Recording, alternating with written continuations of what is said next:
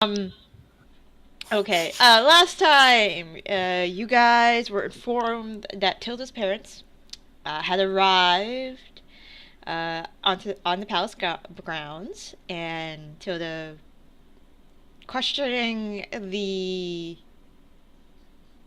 legitimacy of if those are really her parents or not, had asked Princess Alyssa if she would be guarded and whatnot, and Alyssa being like, "What, why is this a problem?" And then you let her know what your concerns were, and you guys were pretty sure she was going to be very well guarded. On the flip side, Thanic had informed Zaitari that her caravan had arrived, and they were currently staying near the Golden Circle in outside the city. Uh, Prim also received a letter from folks that people that distressed her a little bit, so she went out and sought the advice of Tilda, which was kind of the wrong time for advice for familial matters. The dice speak as they will. Yeah. And then Still, Tilda appreciated it because no one comes to her for advice, even on subjects she's very good at. Afterwards, Prim got some breakfast and ran into Belzor, who was attempting to sneak some stolen scones back into the kitchen. Apparently, a friend of his had stolen them, and he wanted to put them back. Otherwise, they'd just be scone. I'm trying not to laugh. Sorry. Also, I had like some coffee like half an hour before, so now I'm wide awake. And Prim helps, took the scones and had, brought them back to the kitchen, and she got potato frittata for her efforts. Tilda actually went to go see Rain to ask her for her and her brother to break into her parents' room to find any evidence that would support her theory that her parents were not who she thought they were. So they went in when her parents were having tea with the queen, and they found a bunch of stuff, and Iskin found some things that he was not comfortable sharing with Rain at first, but did eventually. And Zaitari and Prim went shopping. I should say buy and not boop. They went to a few shops, including the Iron Skillet and Walmart, and learned some valuable information from a dwarf. Walmart, found some valuable information from a dwarf who actually did the commission for the weird, creepy altar you guys found at the Loyalar estate, and got some information from him and other things. And then you went to How Do You Spell It and got a quote on some armor, and went to get some pastries at Slice of Life. Afterwards, Rain told Tilda what Iskin had found, some divorce papers, and Prim and Zaitari went to see Thanic, who's trying to get some work done, who they told about their discoveries at Walmart. And then Tilda and Rain went to see Thanic, and Thanic agreed to send some of his agents to the Galantara estate to see if they were people masquerading as her parents.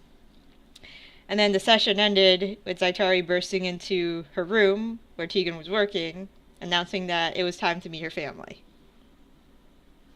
Da da da da da da da da. Wow. Yeah, it was just like, I gotta use that clip now.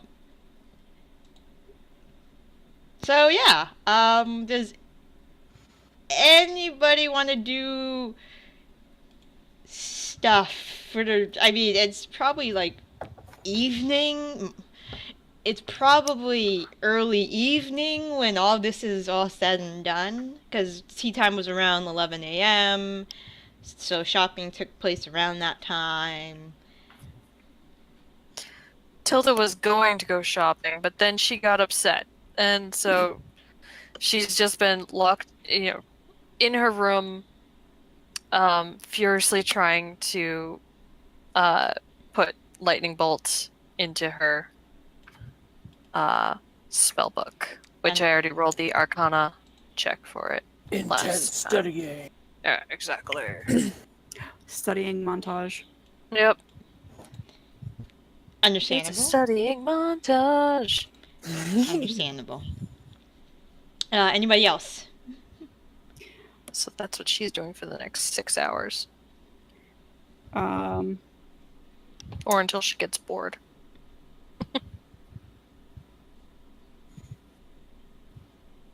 I think Melanie's just kind of chilling until until she becomes aware of anything going on. Mm-hmm. Yeah, all of this has happened without Melanie or Bryn knowing anything. Nope. Melanie and Bryn are playing cards somewhere. Like, it has been so quiet. It's been nice, hasn't it? Oh, I do agree. It has been very nice what we followed the quiet. Oh, Prim spends a lot of time writing and rewriting a letter and then just throwing it away and then writing and rewriting and then throwing it away. And so it's just wherever, like, her room that she's staying in is just like the waste paper basket is just like cartoonishly overflowing with paper. Zaitari is probably just giving Tegan a rundown on everybody in the caravan. Okay. Cool. Oh. Oh god. What was that? Hello? Oh, hi. Oh, there you go. There we go. What? I could hear you guys. Okay. I don't think you guys could hear me. I was gonna say Melanie would know because we said we stole her pin. Oh, right, to give her this one. brooch. Oh, yeah, that's But you right. know something happened. I don't know if you know the details, but Melanie has, at this point, in knowing Rain, kind of just acknowledged that from time to time, things might be in different places than she remembered putting them, and she's just kind of come to accept that. So when she finds that it's missing, she thinks, huh.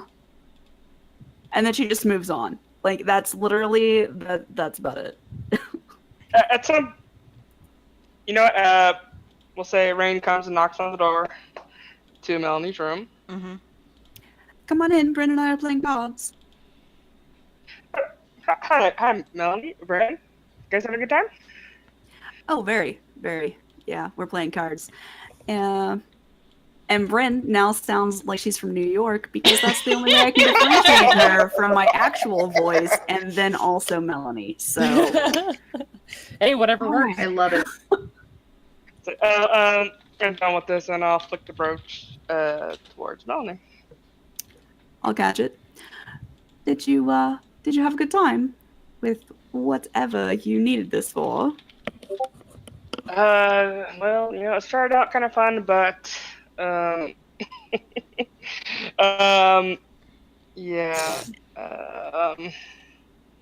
What it's are not going to be such a good time for Tilda found out some bad news about her parents.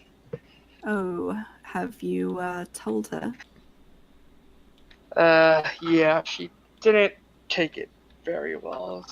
Quite frankly, in denial. Oh. Ooh. Well, I won't pry. We were getting along for a whole 5 minutes. It was Oh, well, interesting. that's a record. We should write that down. Oh. I don't think the record is going to be broken anytime soon. You know, that one time that Daryl and I got really upset with each other, what my mother did was she took a large shirt of, I think it was a cook, because the cook was a little hefty, and she just put us both in the one shirt, so we had to work together. So if we could find a large shirt to put both of you in. You really think there's one that I couldn't get out of? And she winks. Whoa, I know you could get out of it. That's that's not that's not the point of the shirt. Obviously, you don't understand the story. Whose go is it on this card game? I don't even know who's playing anymore. And then you see that Bren has all of the chips. They're all over. I'll see you later. And Rain will take her leave. Because we really need to have that seat for some reason.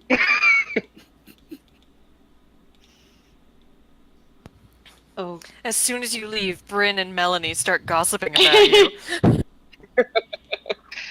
Did you Now know that's one it we have time- to have. Did you know that one time she had this tentacle rod? Like, she just found it somewhere. I don't know. It was a little sketchy. By the way, out of character, this is not Brim talking anymore. I feel like I have to differentiate between them.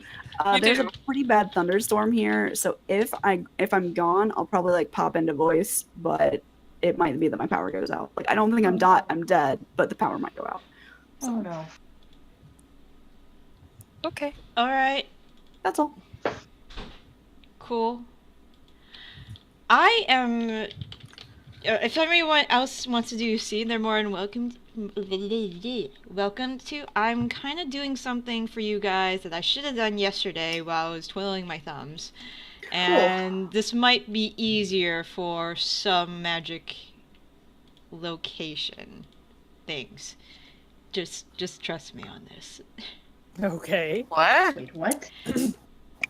Having lost all of her money, Melanie gets a little bit bored with the card game. Bryn swaggers off, 50 gold heavier. Melanie decides to go see how Tilda is doing. Is she in her room? If I knock on the room's door, is there anyone there? Yes, and yes. Hello?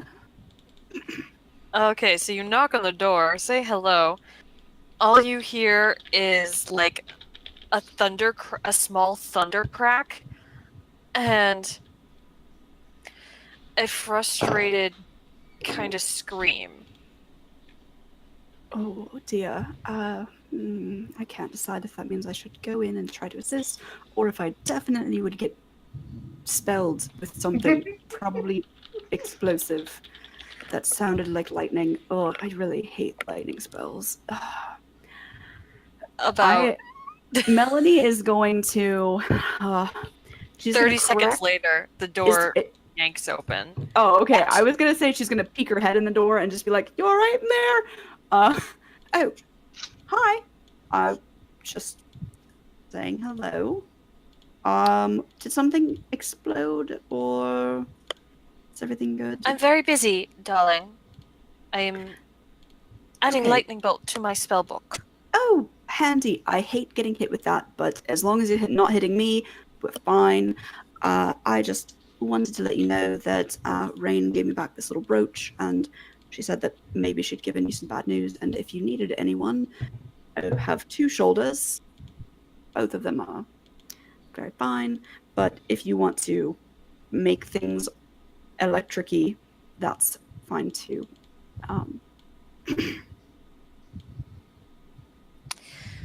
Did your girlfriend send you here to spy on me? Okay, one, I'm not a spy.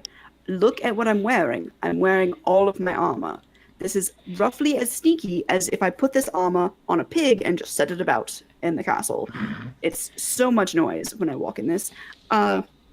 But no, she didn't send me to spy. She just said that she found bad news. I thought that she was in your employ during this time because she said you were getting along before that.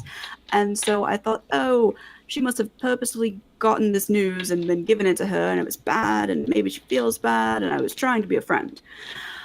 But if she was doing something untoward against you, then I apologize, and I will not please her later.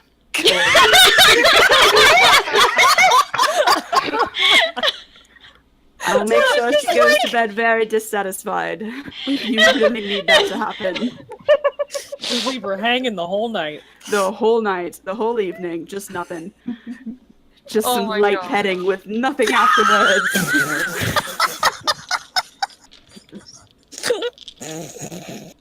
That's all that I needed to know, darling. Well, did it take your mind off of the problem? No. Oh, well, in that case, I just added another extra image. I apologize. Tell you what, I am going to leave because I can't tell if you want company or not. But if you want company, I'm going to, I think, go find somebody. I don't know, I'll see what Zaitari is doing. She might be doing actual pleasing to people. I don't know. All right.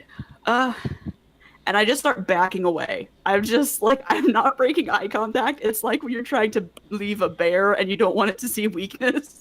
I'm just like backing away, kind of like, doodles. So Tilda quietly closes the door behind her, and just goes back to work. But, yeah. Okay. All right. Am I in broach distance of rain? If you're in the castle, then Yeah, yes. probably. I just kind of broach to rain. I go, if whatever happened between you and Tilda was not something that she sanctioned, I have bad news for you. Just throwing that out there. Weird conversation just happened. I'm going to go find Zaitari.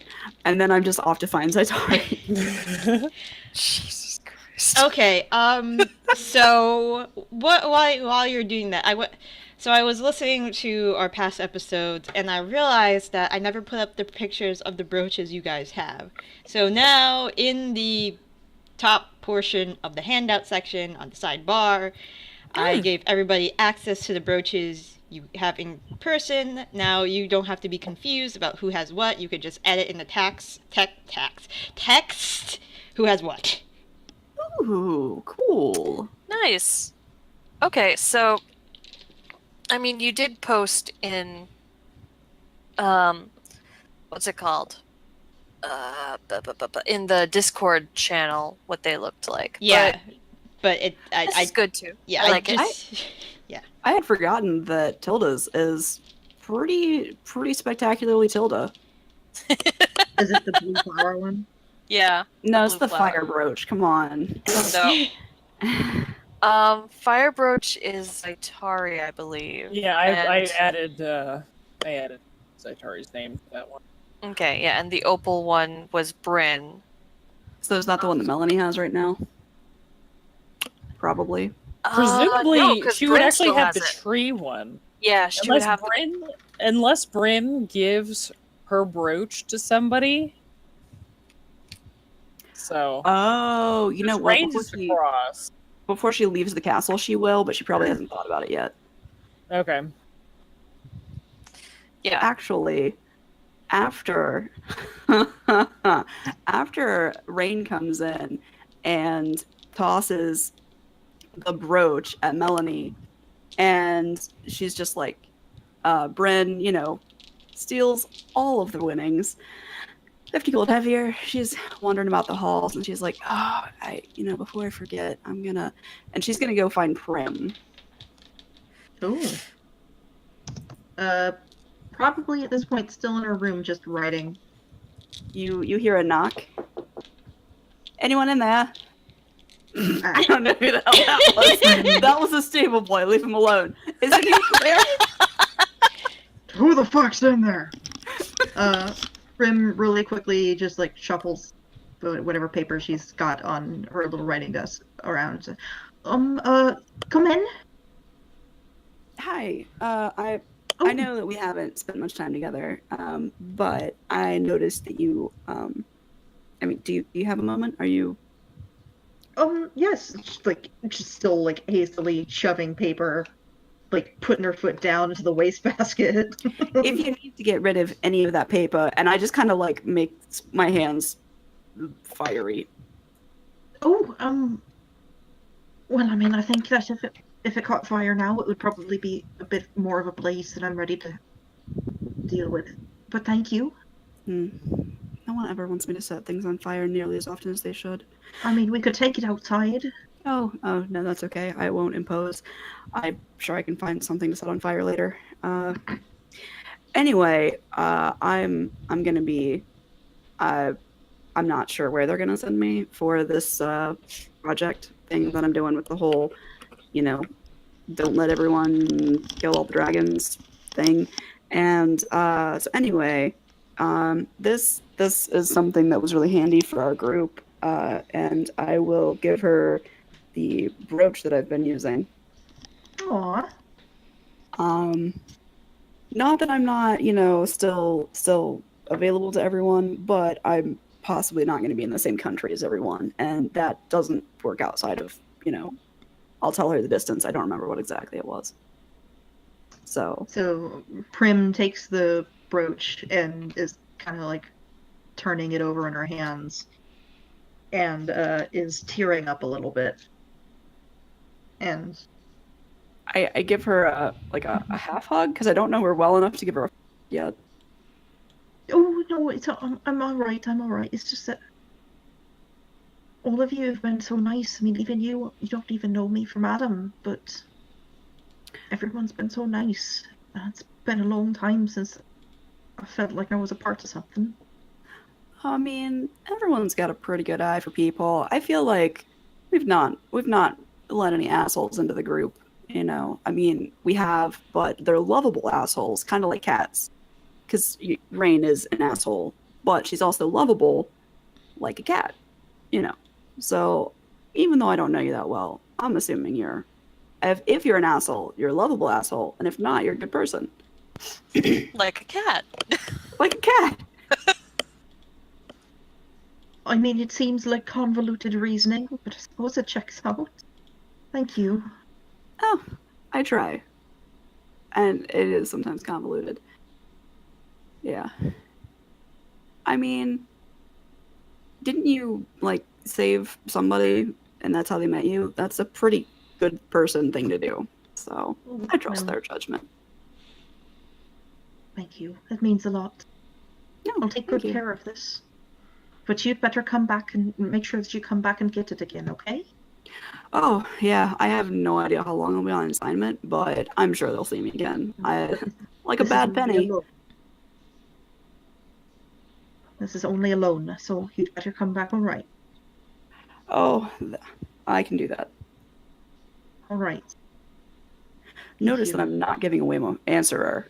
Answer's staying with me. So. Yeah, I imagine somehow Prin would probably not want to give up her fancy talking sword. As the only reason I'm not giving it to Melanie is for RP reasons, because Melanie could use a +3 sword, but I can't think of a good reason to give it to her. So, Bryn's keeping it. Oh, yeah. No, it's definitely understandable. No. She'll just give away the heartfelt gift that was crafted specifically for her. Yeah. Because it will actually benefit the group. It'll benefit everyone. Yes. She's trying to be selfless. Because sometimes she's a little selfish. Like when she wants to set things on fire. Or when she just wants to grab a sword that we've all been told, don't touch this sword. Do not touch. Okay. In her defense, she was trying to sacrifice herself for the group. Defense! That is to a defense. So, Prim picks up the waste paper basket and holds it out to Bryn. Would you like to go outside and set this on fire? Obviously. And they go outside. Set it on fire. I will. Bryn is gonna show off and breathe fire on it and everything. Prim is very impressed. She can't do that. Tilda likes you all the better for not being able to breathe fire, Prim. Like, if that means anything. Yeah, I'm pretty sure. I don't think clerics get that's dragon breath, right? Mm-hmm. Yeah, You can clerics take a don't couple get that. levels in sorcerer and get it. Nah, cleric all the way. Yeah, we go set the waste paper basket on fire and presumably melt the basket. A little bit, yeah. That's fine. They've got more. Look at this place. Yay. Okay. So, yeah, that's what I wanted to do. So you guys are doing your thing. At this point, Theo starts getting up. He's been kind of asleep off and on, just drifting in and out because of problems he's had recently. And unless you wanted him not in the room, Tilda, when you were transcribing that. Well, I lightning. mean, I imagine we have like a suite of rooms, so Yeah. he's in the the bedroom bedroom portion of it. like Yeah, a yeah. study portion of it. Yeah, and Right. they're separated a little bit so that my thunder doesn't like wake him up Mhm. too much. Mhm. My small lightning bolts.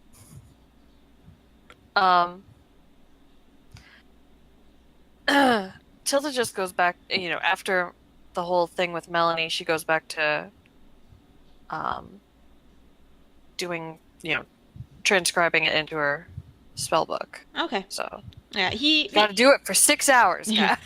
he Keep interrupting her, it gets longer. you hear the door open and close behind you. And Theo's there. He's looking a little disheveled.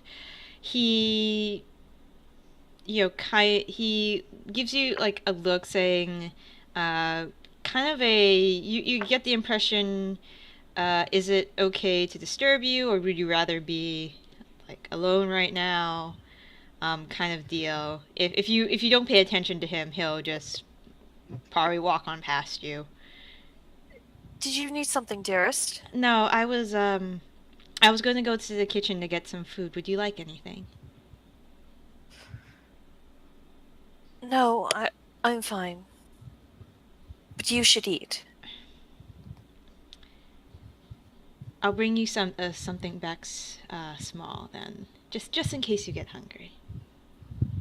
And he's gonna walk over and give you a peck on the cheek, and Makes Tilda smile a little bit, but is something bothering you?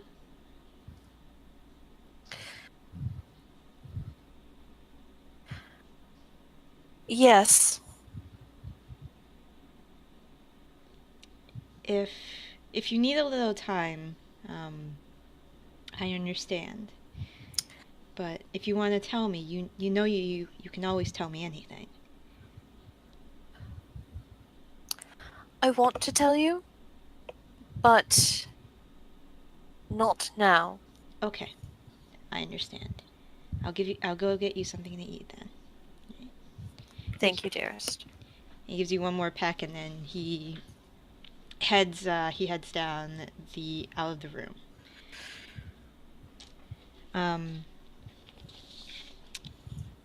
So he goes out. There is in Prim. There's Another knock on the door. Not on your door. There's a knock on Prim's door.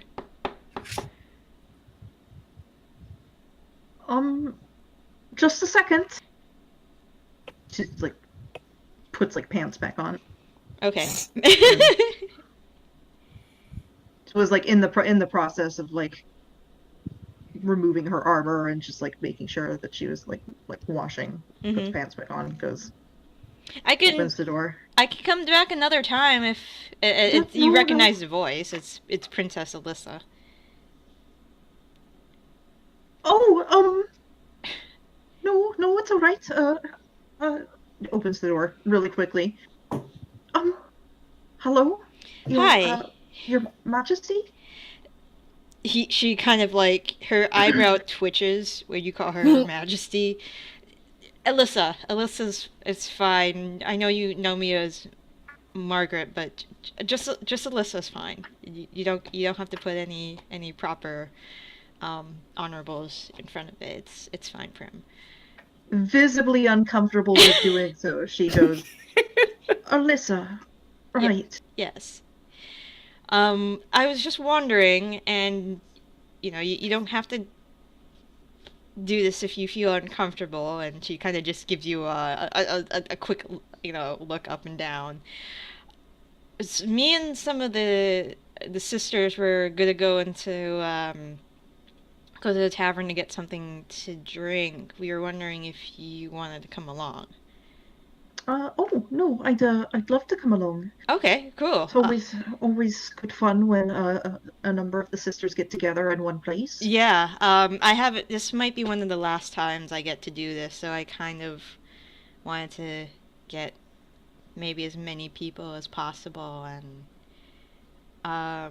do you know if any of your other compatriots are around? I was going to extend an invitation to them as well.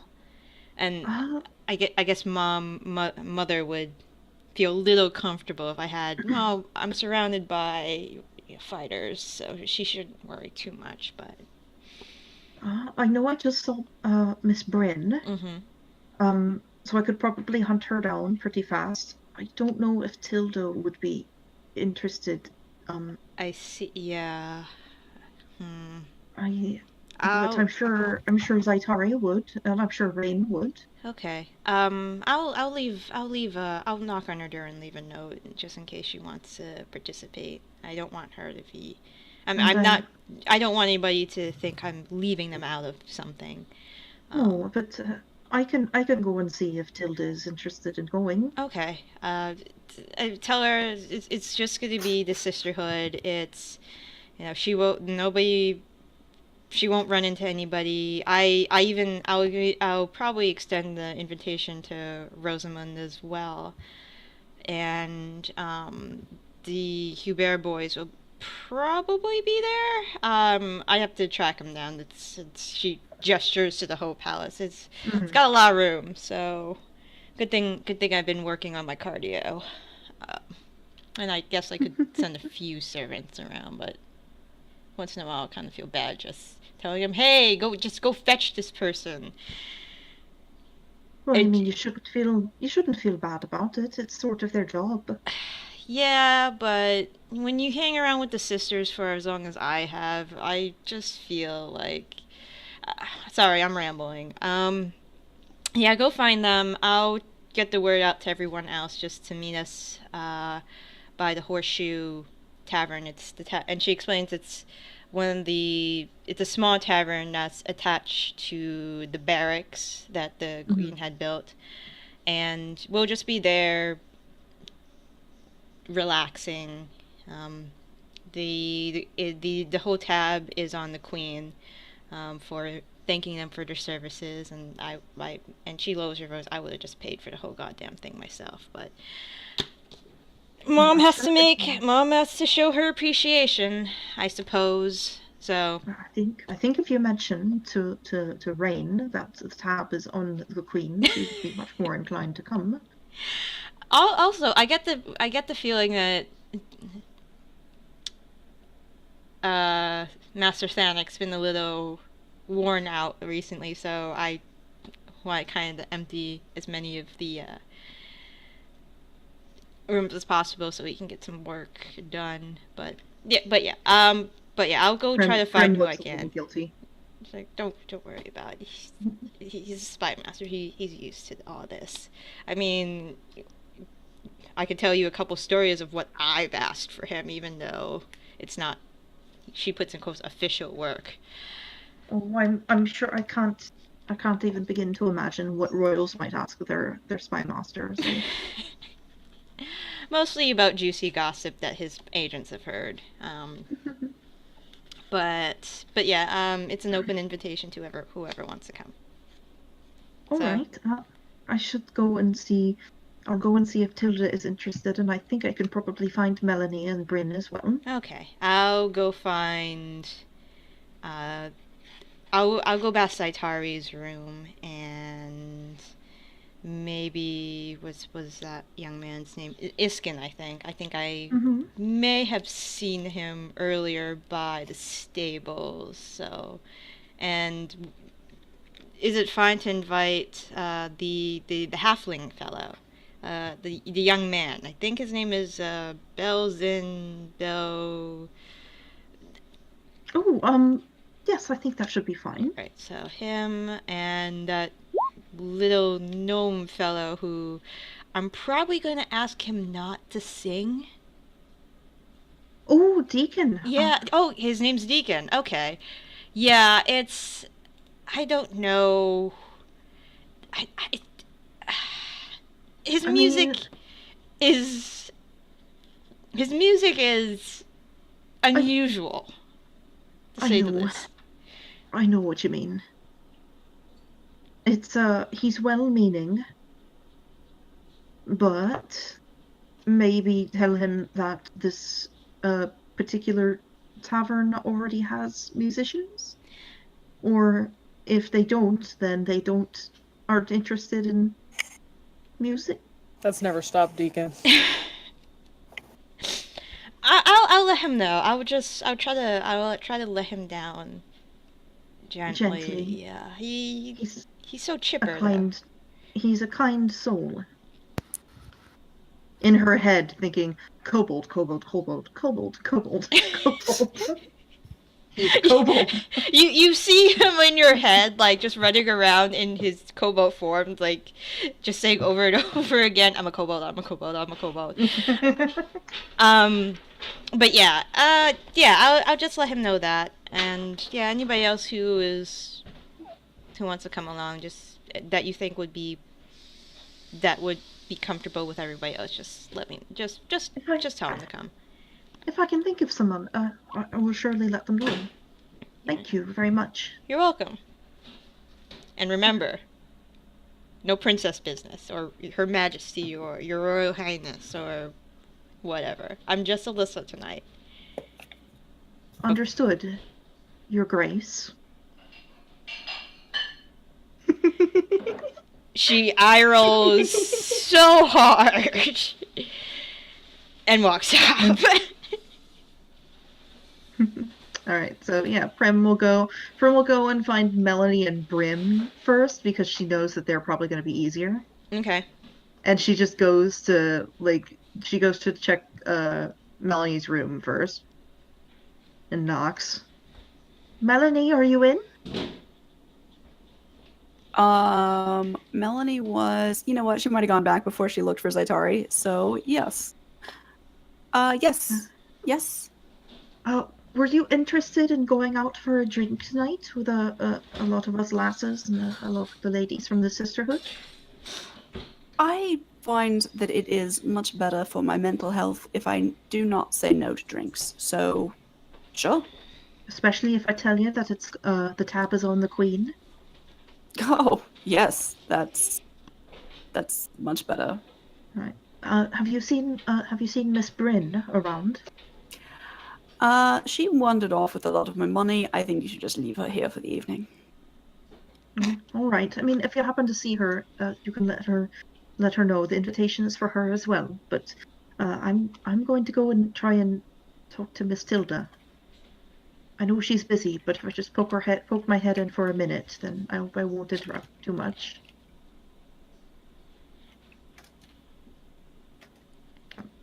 And Prim is going to go to Tilda's room, All right. where she has been hearing progressively louder thunderclaps All right. anytime she goes near for the past several hours. Before that happens, Alyssa's gonna find Zaitari's room. Hello, Miss Zaitari? I open. Yes. Hi. I was wondering, and she's trying to be like, okay, how do I put this out there?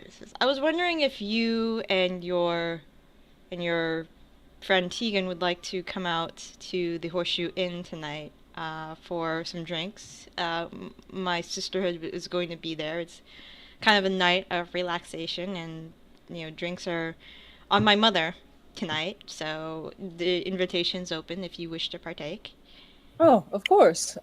When is this? Oh, it may be a little later in the evening. I know that some of the ladies have already gotten started, so they'll probably be there till 1 in the morning, or 2, or 6 in the morning, depending if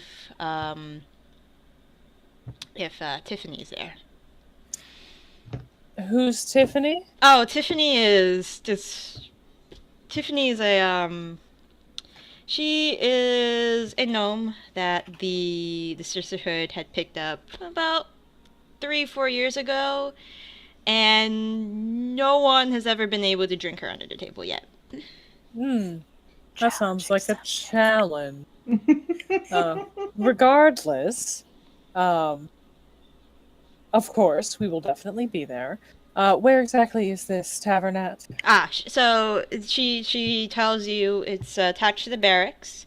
It's right around behind the palace. You can't miss it. There'll be probably a lot of shouting and yelling, maybe a fight outside by the time you get there. And I would presume that my compatriots are either invited or in the process of being invited. Yeah. Yes. I asked Prim to go help bring anybody she wants. I'm inviting Rosamund and the Hubert boys that have just been who are staying here currently, as well as the Belzor or Deacon or whoever you might think is interested, except for like obvious parties that should be invited. I think Tilda would appreciate Belzor being there, but at the same time, I don't know if this crowd is rowdy and there's a lot of drinking going on. He is just a young man. There'll be, most of the sisterhood is civil, and she's kind of not looking at your looking at your eyes when she says that. She's like thinking, let's see, besides Tiffany, and he's like 12 or 13. Well, a few of them are, and she tries to find a word, grandmotherly. So there's all some right. there's some calm folk within the sisterhood as well. We're not all savage barbarians. He'll have people watching him. Okay, all right. Well, Tegan, yes, you're good with this, of course. Tegan I didn't nods. mean to click that. Tegan nods, and he's like, "A drink sounds lovely." Great. Well, we'll be there. Probably soon. All right. So I'll try to tell the other sisters, especially the more rowdy ones, to, if they're gonna get rowdy, to take it outside. Like she kind of salutes you and starts down the hall to see whoever else she could find. yeah, Zaitari and Tegan will probably leave within like 10 or 15 minutes Okay. of her leaving. Just need to get ready and then we're gonna head out. Okay. Cool. Prim. So Prim heads to Zaitari's room and waits outside until she hears another thunderclap. You mean Tilda's room? Or sorry, not Zaitari, sorry, Tilda. Yeah, there you go. There you go, Tilda's That room. makes much more sense. Yeah. Until she waits until she hears another thunderclap. I mean, it's bound to happen. Okay. And then that's done. She waits until the noise falls, and then she knocks. Miss Tilda? Do you have a moment?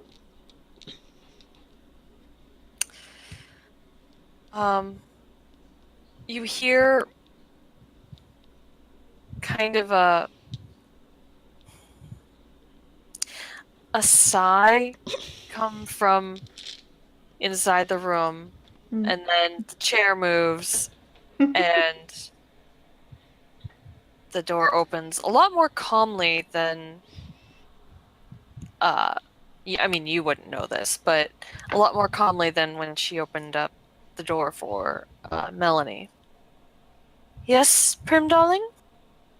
I'm sorry to bother you. I know that you're hard at work. You're doing something quite mystical. I'm not sure what. I know it must be difficult. Lightning bolt. Putting it into my spell book, finally. I was wondering if you would like to perhaps take a break from that for a while. Much of us lasses are going down to the pub, and the tab is on the Queen. And I know that you're a bit more refined, but I think it would do you good to just be away, not locked up in a room for a little bit. I appreciate the invitation. I will unfortunately have to decline. All right. If you're declining because of your spellery, perhaps when you're done, we'll still be down there. So, mayhap keep us in mind. Which pub are you going to? I have already forgotten it. Horseshoe Tavern, attached to the barracks. The Horseshoe Tavern? It's attached to the barracks. If it's something that you'd rather not do, I shan't push you. But if you'd rather not come to the pub, then if it's all right, I should like if I could come by here again later and see how you're doing, and maybe bring you a sandwich. Later, I will also be working on my spells.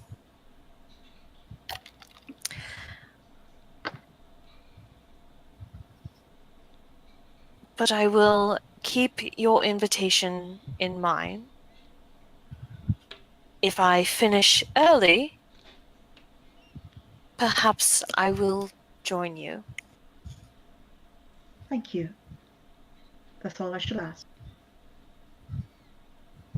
I wish you good fortune with your spells, Miss Tilda. Thank you, darling. And I wish you good fortune with your drinking. Oh, that's not fortune right there. That's bad luck. Plain and simple, but thank you. I shall see you Whatever. later. Have a good night. All right. And just... You want to do an insight check? Yeah, if I can insight check on Tilda to see how she's doing. Pissed. Well, damn. And tell me everything about Tilda. But mostly, What do my halfling eyes see? Mostly what Prim is trying to get a feel for is what her emotional state is and whether she actually needs more help than she's getting. Like, is it visible that Tilda is, like, drowning emotionally? I wouldn't say that she is drowning emotionally. She is certainly a little frazzled. Mm-hmm. There's like, I rolled a fucking natural 20. Like, I'm not even gonna bother trying to roll against it. She's upset about something. You don't know what. I could tell you, but you know, Prim would have no context of it. So she's a little angry. She's a little bit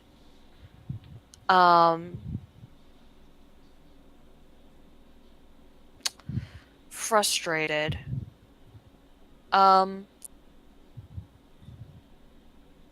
She's in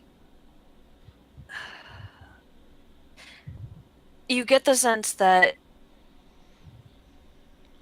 when she told you she would keep your offer in mind, she was being polite, and that she's either going to be working on this spell all night, or she just doesn't really want company. Mm-hmm.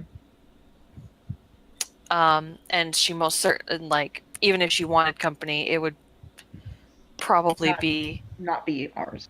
not be at a pub. Not be with a whole bunch of rowdy people. Prim kind of figured that anyways. Yeah. Well, I'm trying to give you everything that... I think that's about it. Everything that a natural 20 gets. First roll of the night, guys. First roll of the night. Was the intelligence check that Zaitari... But you By That's what accident. Zaitari did for some reason. Yeah. That was an accident. I was trying to switch pages, and I accidentally clicked the open character. Okay. But yeah, so I think that's about it. Do with that information what you will. Okay. As Tilda is closing the door, kind of, not like slamming the door in your face, but kind of, Ushering. closing the door and like, please leave. As Tilda's closing the door, Prim says, Miss Tilda, you know that you can talk to me if you want to, right? And it doesn't have to go any further than me. Again, darling, I appreciate the offer, but everyone I've talked to today seems to think me crazy, or paranoid, or in denial. I'd rather not experience that again for the rest of the day. All right. But for what it's worth, I don't think you've ever shown any signs that you're crazy or paranoid. And can't make a judgment on in denial until I know what's going on. So I'll leave it at that. I'm a willing ear. I'll see you later, Miss Tilda. So, Good night, Prim. I definitely close the door after that. Okay.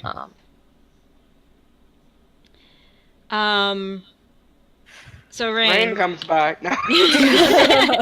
Zaitari comes by. It's a party. Tilda!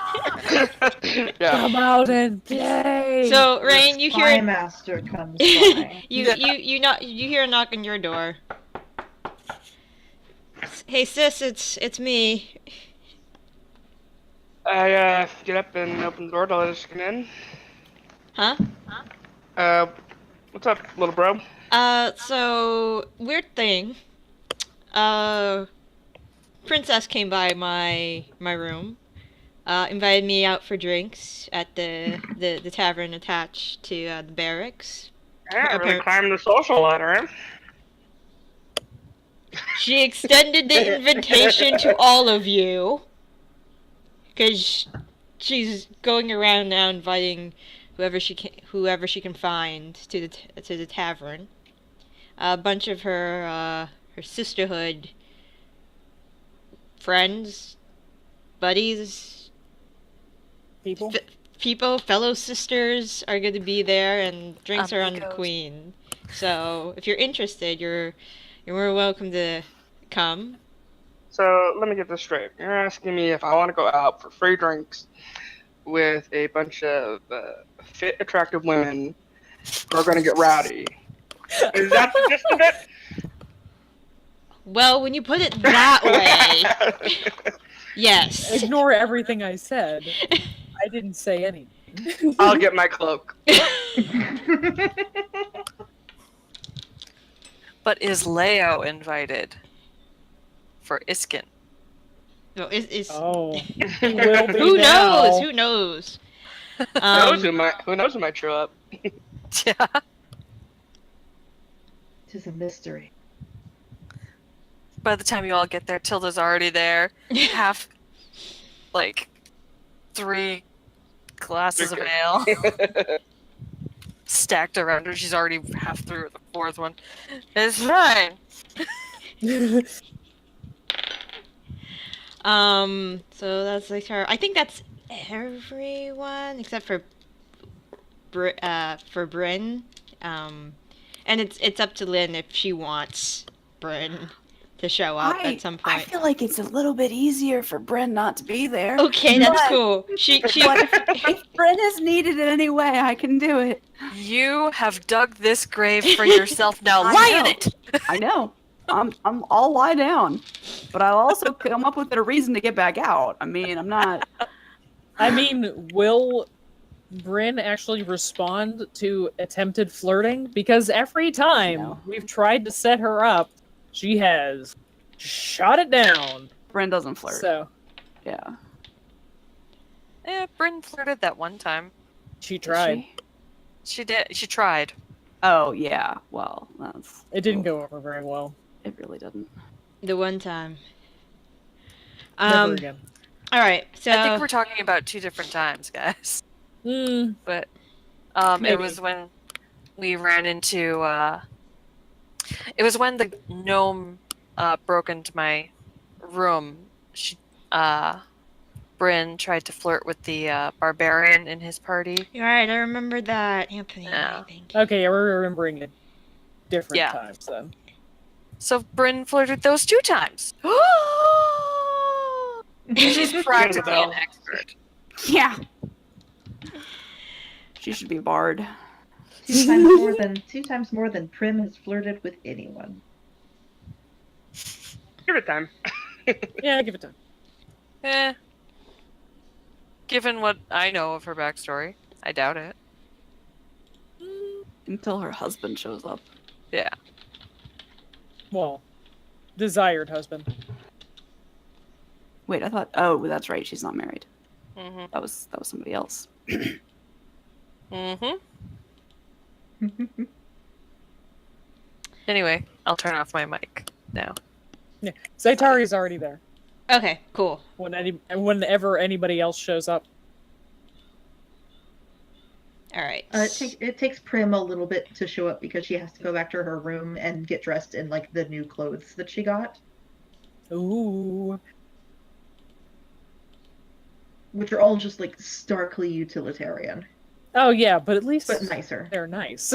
But yeah, like not mended so many times that they are more stitches than cloth.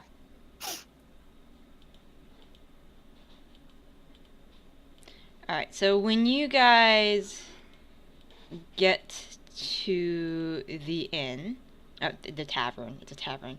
The Horseshoe Tavern is behind the next to the barracks. Is a single-story, timbered framed building with a small fenced-in yard. Inside there is and outside there is a sign with a horseshoe in front of it and a tankard. Inside there is a collection of weapons and shields that hang on the wall from different different areas of primarily Leona. For those who are familiar with Leonian culture. Absolutely not. There is the smell of a smoked goose that wafts through the door as you walk in, and the tavern is already filled with at least, from a rough head count, 30 people, mostly women, of course. There is a very jolly looking dwarven woman who is manning the bar at the moment, with black hair that is set up in a bun. And there are a few familiar faces you recognize. It looks like Maite and Isadora are setting up near the fire.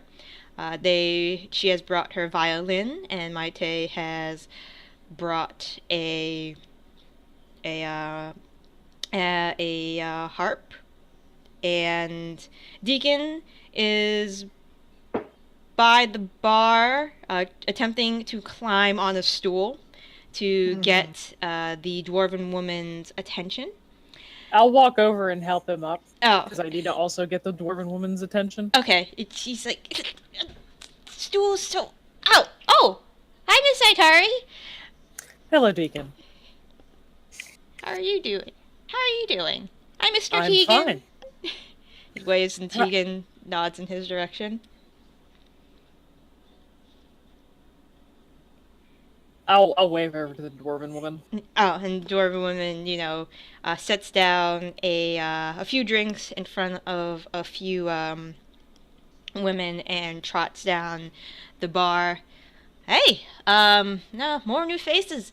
What? My name is Iola.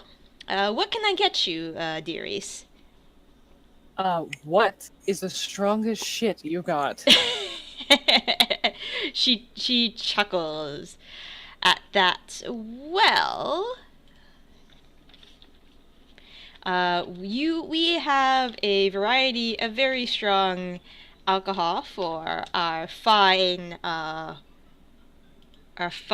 folk, but the strongest thing that we have that we recently acquired is a liquor known as a burning soul. That sounds delightfully interesting. It's quite expensive. We don't have much, but it will. I've been told, and this is for people who have partook more than I have. I've only had a sip. After being drunk on this, on the burning soul, it feels like a hot summer day, as if you've been placed on a barbecue, sitting next to a campfire, feeling as if you're roasted by it. That's the description I got from a dwarven fellow when I was he had a lot of coin to spend. Well, I realize that the queen is covering our tab for the evening, but if this is a bit more premium, I would not paying out of pocket to do so. Also, and I'm going to describe Bryn, Melanie, Rain, Prim, and Tilda. I don't know if she's showing up or not. And I'm going to describe all of them. Okay. When you see them, make sure that one of your fine bar maids and lads goes over to them and just gives them one. Doesn't say what it is. Drinks on the house. Excellent. Wonderful. All right. Deacon raises his little hand. Deacon would like to know if you have something more, not as potent. Deacon would like to not fall down too much tonight. Yes, Deacon is a little bit smaller than the rest of us. Well, what kind of, and Iola says, what kind of things would you like? Do you like to drink? Deacon's interested in something citrusy. If possible. Well, Iola says, we do have the Sun's Glory. It is a cider with a hint of orange, and if that's something you think you'd like, and Deacon starts nodding his head, and Iola smiles and goes down the underneath the bar, grabs a pint, fills it out from one of the kegs, and slams it in Deacon front a of mimosa.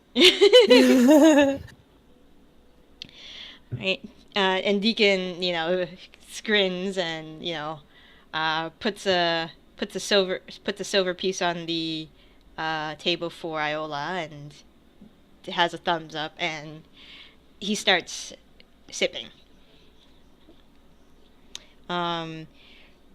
Iola comes back with 2 pints of this, and let me get the description for it. A deep reddish orange liquid, and you swear for a brief moment that you see smoke emanating from the beverage. And she sets it in front of you too, and she smiles. So it's not like a shot, it's a full pint. Okay. Bitch, you signed up for this. So it's something that you just drink over time, not one and done. Okay. All right. Well, I'll take my pint. Look at Tegan. Well, he looks very hesitant, but he nods, and he goes in. Bottoms up. I do I clink my glass to his, and I chug it. Okay. I need you both to roll Constitution saving throws. Okay. I'll roll for him. Well, I mean, you're rolling. Yeah. Oh boy. You chose this. I did. Okay, so you're fine. Tegan rolled single digits. So he will suffer. Just leave it at that. He will suffer. 1 point of fire damage. Oh, as he. Oh my god. And Iola just nods, and so it gets better after the second minute, maybe, or the third minute. I'll snap my fingers and just second one, please, as I slam my glass down. All right. I just give Tegan a rough slap on the back. It's all right. It'll pass. It'll be fine. I think to be honest, it wasn't that bad, though. I imagine in probably about 10 or 15 minutes, I'm probably feeling it. Pretty bad. I think I burned my esophagus. Let's switch you to wine. That would be wonderful. And Iola is shaking her head, like a tisk tisk tisk. And yeah, I'll go find whatever kind of empty table I can find with the most seats that are available, and I'll myself and my companions are going to be sitting over there. Okay. Alright.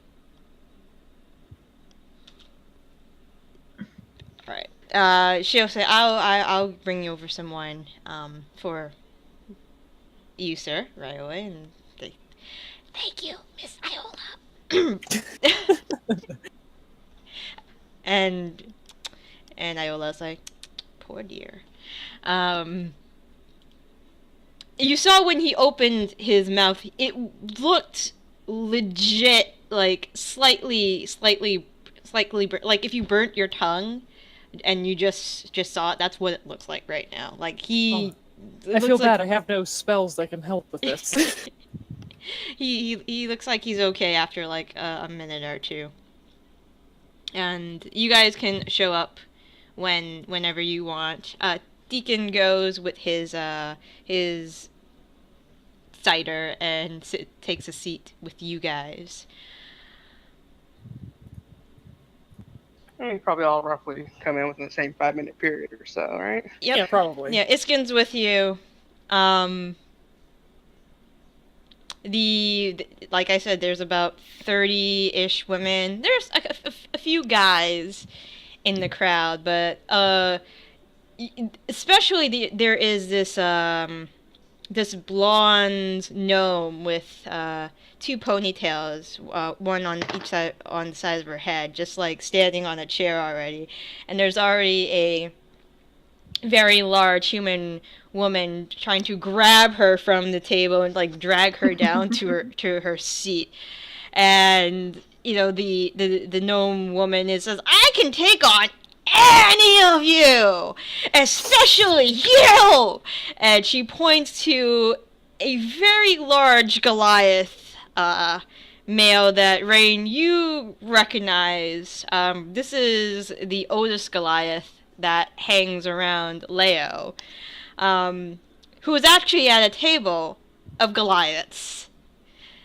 And as soon as she points to the Goliath table, like, Iskin follows her finger, and he has that look of, oh, fucking hell, like, just etched across his face. Oh, looks like things are about to get lively. I'm gonna go get a drink, and he just makes a beeline to the bar. And, Isn't it evening? Yep. He said, I'm gonna go, get a drink. right? Oh, get a drink. Okay, Yeah, he's sorry. like, I'm gonna go get a drink. He beelines for the My bar. bad. And Rail slowly heads towards the table where the gnome is at, and they begin. Well, he seems to be a very soft speaker. Rail does, but the gnome who starts beating her chest. I'm, Tiffany the Strong, and another woman at the table tries to, like, get in between them and diffuses the situation, but Rail looks like he's just amused at that point. He's not taking this too seriously, but the Tiffany is already trying to throw haymakers at him, and, like, it's taking two women to hold her back. Oh, Melanie no, I love her. is going to head over that direction. Okay. And yeah, she's Really? just... You're settling for a Goliath. I don't think, maybe you could take a Goliath, but I know you couldn't take me, little girl. Ooh. Do you want to roll like a... Initiative? Are you trying to intimidate her, or are you trying to just... Okay. I'm trying to goad her into fighting somebody who's willing to fight her. Okay. All right. So I'm willing to throw punches with a gnome. All right. Who is definitely drunk. Okay. Roll intimidation. Intimidation.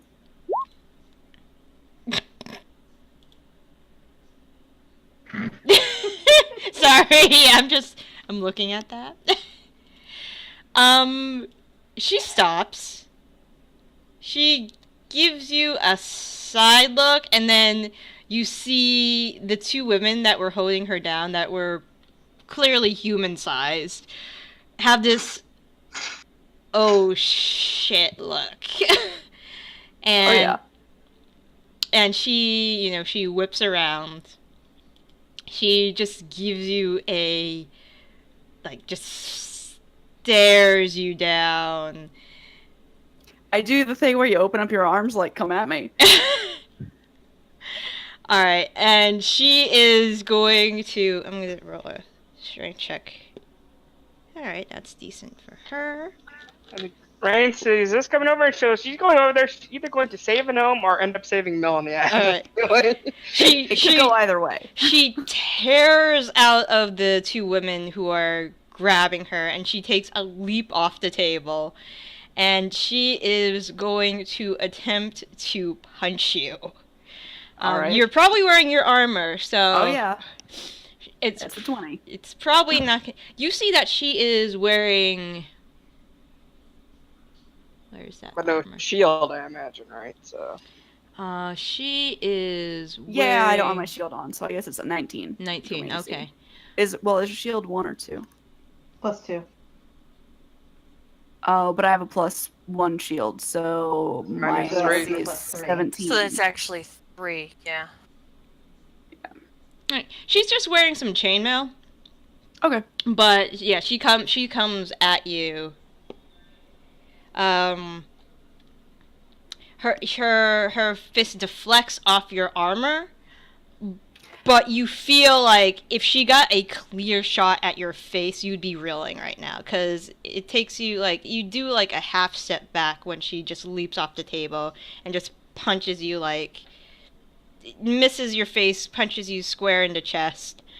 There is a very slight, oh, I'm sorry, she's wearing plate mail. A slight dent in your armor, and she just like looks at you, fists up. She's like, and the woman, one of the human women with red hair, just gets in between you two, and just like, look, we don't need to do this, and she's gonna roll a persuasion check against her. Okay, all right. She's like, look, we don't need to do this. There are other ways. We could have like an arm wrestling contest. Tiffany, arm wrestling. Okay, that's good. Great. Yeah, you. I don't even know who you are, Miss. Names don't matter. What Miss does Names don't matter is the strength of arms. And so, yes, I would arm wrestle or just regular wrestle. I could take any gnome anywhere. Gnomes are tiny.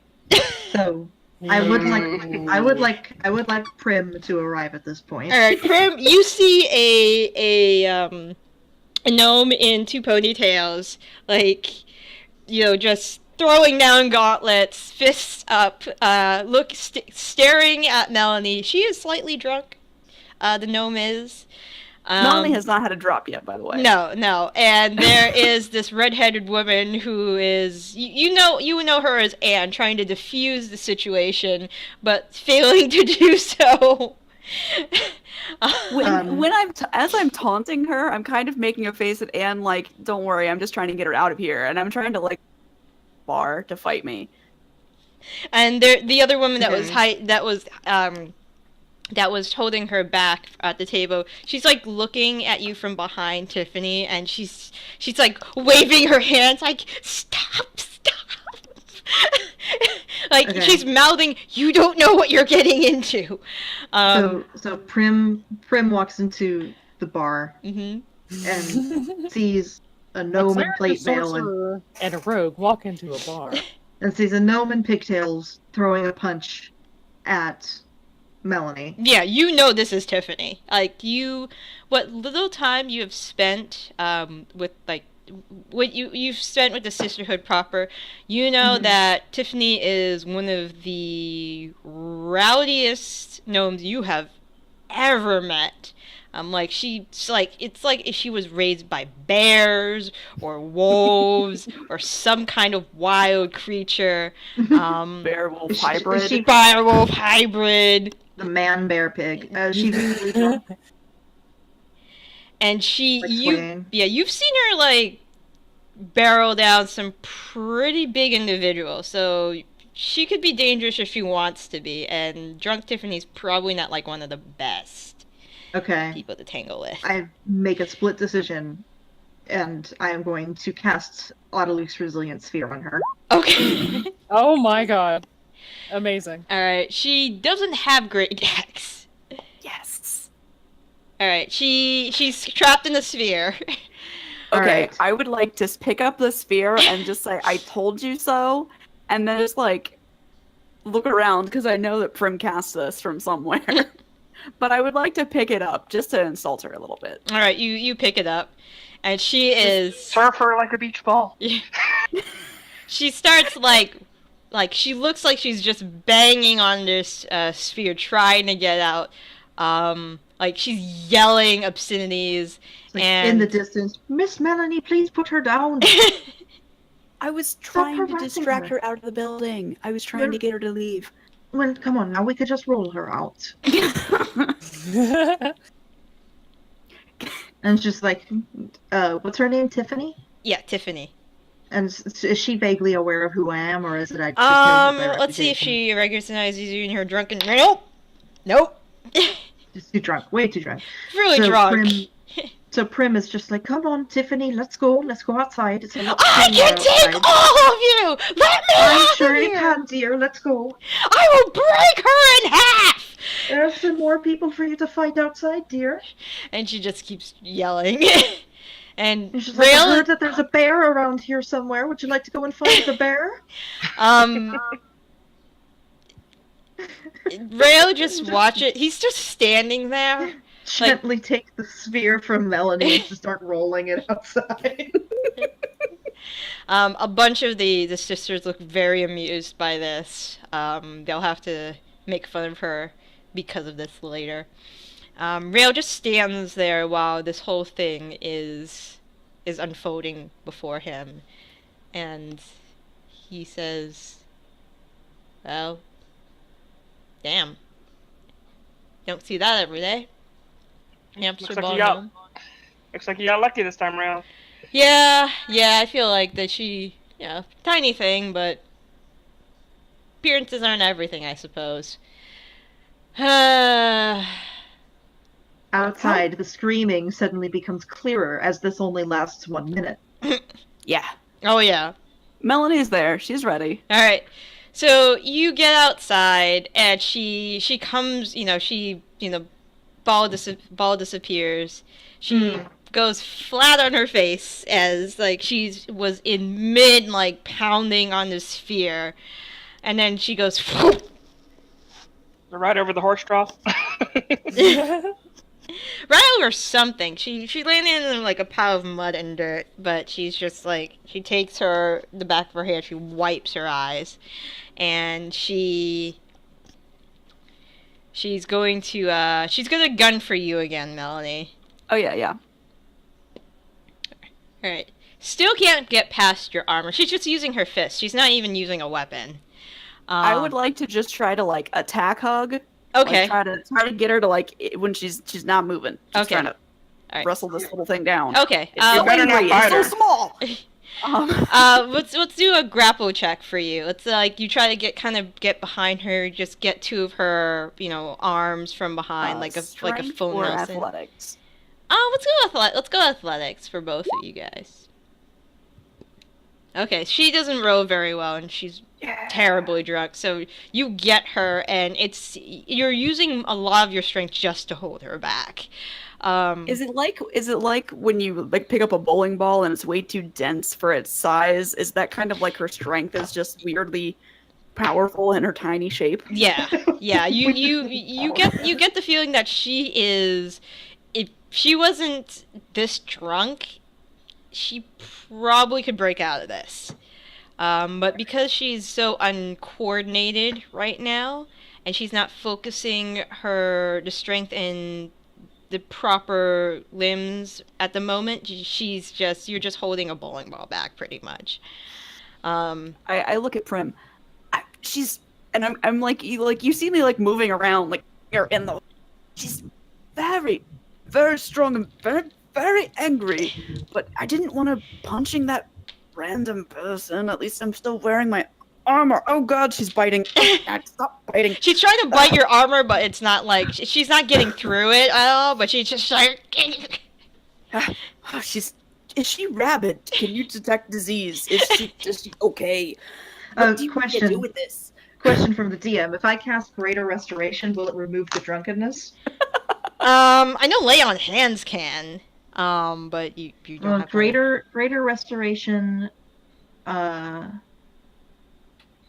any reduction to one of the target's ability scores, one curse. Is it a curse? It's not a curse. You just get the feeling that she's just protection from poison. If it is poisoned, you neutralize the poison. I'll take it. I mean, alcohol's kind of alcohol. Poisoning the liver, so Alright, sure.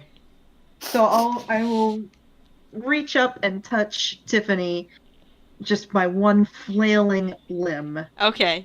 And I will cast Protection from Poison, which neutralizes the poison. Okay.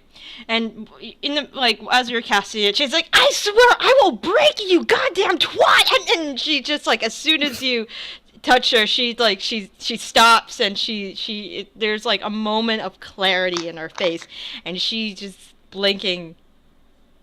What? Oh. Better now? She just kind of stops struggling, and she says, "Oh, I'm so sorry. You were a little bit drunk, Tiffany. Yeah, I'm sorry." I would just like to let you know that any disparaging comments I made about gnomes were just to try to get you to leave that Goliath alone, because, I didn't think that he wanted to fight you at the moment, and I was just trying to... So, I have no problems with gnomes, just letting you know that. That's I just fine. was a little racist to make you angry. No, Could you put me down, please? I'm sorry Yes, about. yes, sorry, yes. sorry. Oh, I shouldn't have had that. Actually, wait, before I put her down, insight check to make sure she's on the level. Yeah, she seems like she's on the level. I'm just gonna get down and bite my ankles. I'll let her go. All right. She's like the sorry, the other girls, they were egging me to drink this whiskey. It's called the Umber Hulk, and I guess I had a pint of two of them, and it was bad. Sorry.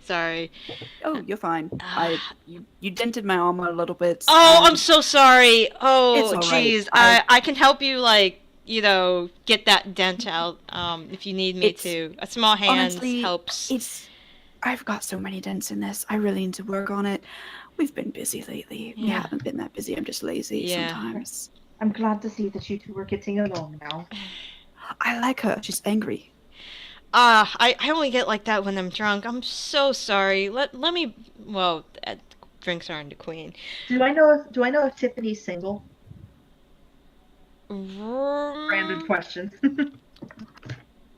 Probably. She's probably single. She's never mentioned like a family or a suitor or of any sort. You just get the feeling that she's a very emotionally, sometimes unstable person, especially when it comes to, like, you've seen her spar before, and she is. If you didn't know she was a person of the cloth, you swear she was a barbarian. All right, so I'll Multi-glassing. I'll look at Tiffany and I'll say, "No, I think that if you went back and talked to that Goliath again, he might be a bit more keen on wrestling you now." She blinks at you. I think his problem was that you were drunk. I should give him something, like recommend him a drink at least, or bring a drink over just for an apology, I suppose. I think that would be wise. Yeah. And she looks at both of you. Don't try the Umber Hulk. It's not worth it. I don't know. We could always find that bear Sounds that like Prim a mentioned and then give some more to you and take bets. I think there's that I not a would bear. not put money on the bear. No, Oh. there's no bear.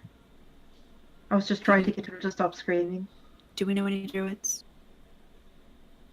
There I'm might be one in the tavern right now.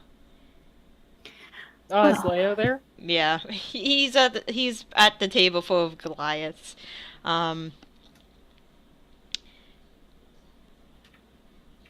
Right, I'm gonna go get him a drink. And she thanks you two again, and walks off towards the tavern.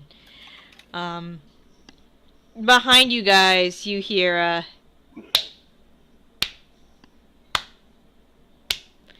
and there's High Inquisitor Tanya, like, nodding in approval. Good job, you two. She's a wily one. That's why we recruited her. And I felt Tanya, like I was trying to wrestle with, I don't know, 4 different people at once. Tanya can be very hard to control, especially when she gets drinking. Tiffany? I mean Tiffany. Tanya just kind of claps you on the back. Prim, I'm glad you came out tonight. I was afraid you wouldn't. Wouldn't miss it for the world. I've missed being a part of a group. She smiles. Well, we're all here tonight. So feel free to, I don't know where you're headed next, if you're coming back with us or you're going with the new, the rest of them heroes, but it'll be good to spend some time with you. Yes, I don't quite know myself yet. I'm still trying to work things out. But thank you. Well, just remember our mantra, and she gestured to the sisterhood and said, "Fortune favors the bold." And she just smiles again, and she starts walking towards the tavern. As soon as she enters, there's a couple hurrahs from inside.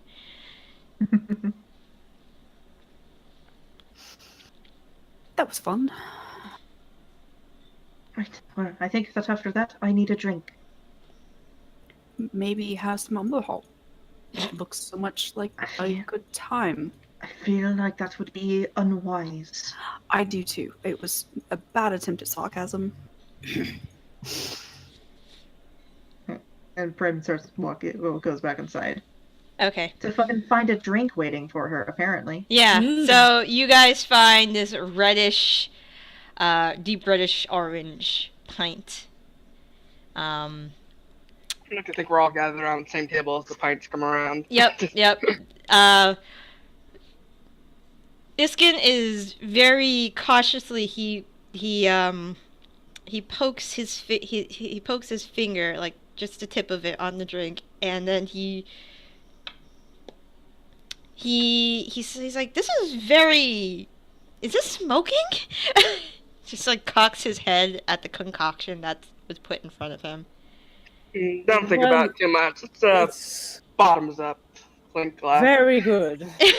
I can attest that it is delicious. Tegan is there nursing a glass of milk and some wine. He slowly nods. So I'll raise my glass to anyone else that has one. It's Yeah. good. I will tip my glass. Alright, Prim stands up on her chair so she can take the glass. Alright, Iskin raises his glass. Alright, so you guys are gonna need to make Constitution checks. Saving Saves throws, or yeah, Save saving or throws. check? Saves, saves, yes. Do I have advantage on this? Yes. Oh, I'm about to call y'all guys milk drinkers. That's not bad for me. 14. Alright, you guys are all fine. Tegan rolled obscenely low and did not make the DC. It's a very low DC, but it burns, but it doesn't cause any damage. But it's like drinking fire. I think for Prim, it's just like, because I feel like dwarven alcohol is probably like really strong. This is even pretty strong for dwarven alcohol. Okay. So But even so, Prim slams her glass, now empty, mhm. on the table and says, "Another! That one was really good." I know, right? It's the best. It's got a really It's- cool body to it. I like it. Yes. You, It burns when it goes down, but then when it hits your belly, it just makes you so warm. It's amazing. I was going to say it's also burning in my belly, but that's another way of putting it, sure. I mean, sure, I guess. Yes. But I don't know. I'm a tiefling. I can just kind of handle the warm, burny fire things. Oh, miss, that sounds like a challenge to me. I mean, do you want me to stick my hand in the fireplace? I can do it right now. See, it wouldn't be that bad. You just have to pull me Go out. and stick your finger in the fireplace. Like she like has her arm like reached out to wherever the fireplace is. It's just like waggling her fingers at it.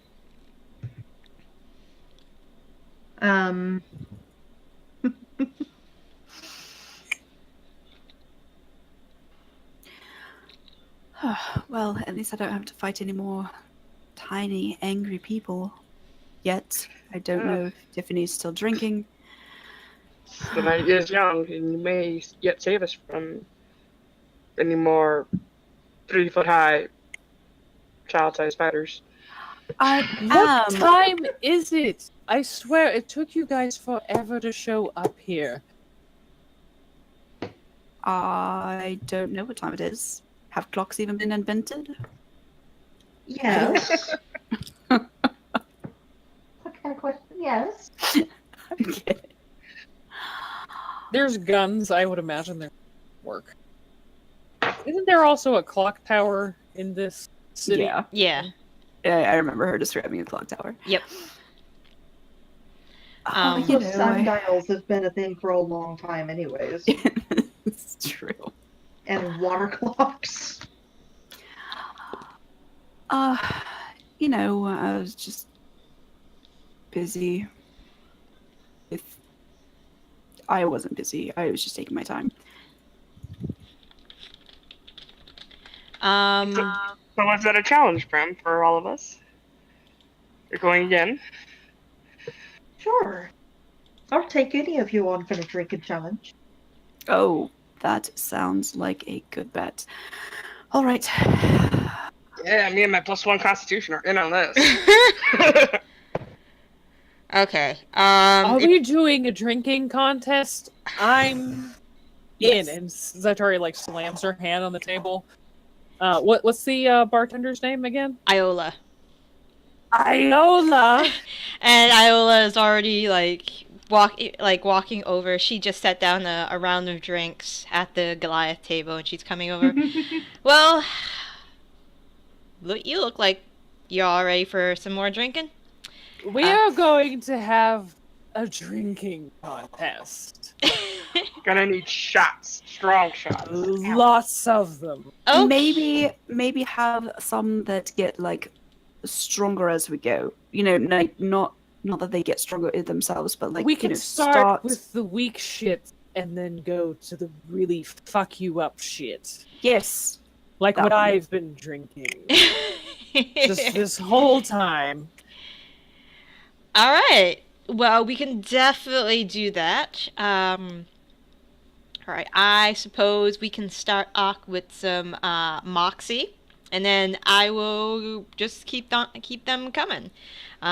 Just give me a minute to prepare a couple rows of drinks. How many rows are we doing? How many people are participating in this contest? Prim's hand shoots up. Okay. Oh, Melanie is All of us. Everyone. Yeah, Zaitari shoots up 2 hands. Tegan is like, I don't know if you should go twice. That might not be good for your I organs. point my one other hand at Tegan. I say, none for him. He's done.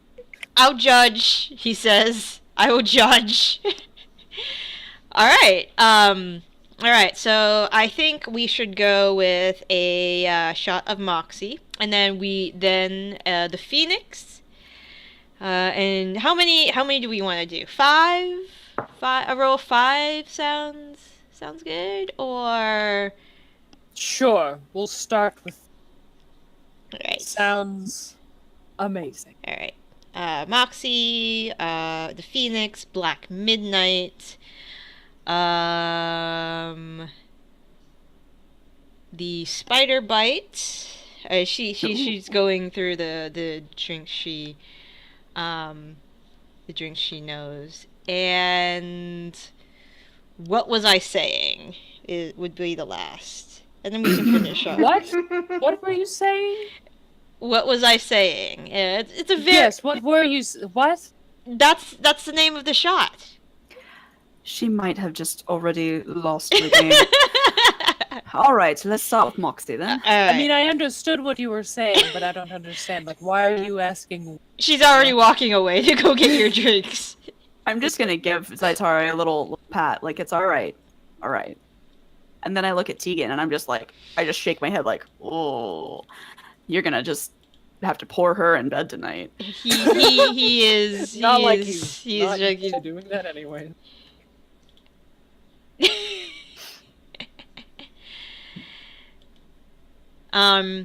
What you guys didn't notice was there is now a small person that kind of appeared out of nowhere with a chair.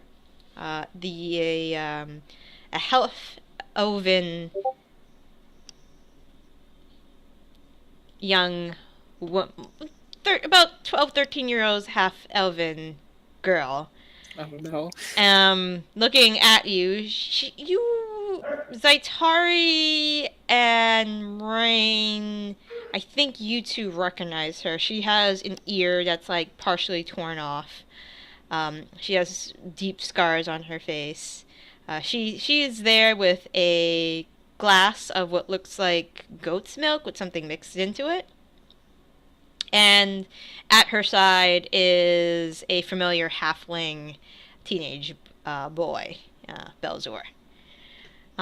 They're like the half elf girl has kind of a slight smirk on her face, and Belzor is waving at you guys sheepishly from next to her while she sits down, and he sits on a chair next to her. Renee's just massaging her temple.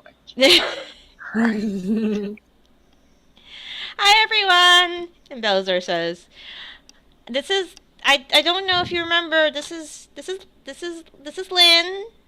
And Lynn does a half wave. I like stick out my hand towards Lynn. Lynn. Hello, Lynn. She just takes it and shakes it. It's very nice to see you, some of you all again. Prim gives this girl a look and says, "Would you happen to be she of the scones then?" She starts laughing, and she looks at Belzer. You didn't have to tell people, and Belzer's like, I kind of had to, and she says, "Yeah, I am she of the scones, she of the chocolate croissants as well."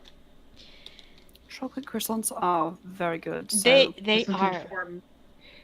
I wasn't informed of any chocolate croissants. Belzer We doesn't have chocolate from yesterday croissants morning. here. Belzer doesn't That look at you. sounds- He kind of looks away at the chocolate croissant. Those were another day, and they were all gone by the time I was able to do it. Anyways, says Belzor. And he starts, he drinks his milk. Just not answering this, not answering this, not answering this. Now, not to be rude, but I do think that you all are a little bit young to be participating in a drinking contest. You are just here to visit, correct? Lynn says, "Yeah, I mean, a little young. We were just waiting for the knife throwing contest to start, and you see two sisters putting up a very thick board that has some rope attached to two nails, and there's a crudely drawn target on it, and there is this." I'm gonna be so drunk for that. I elbow Rain and I give her check it out, that'll be so cool.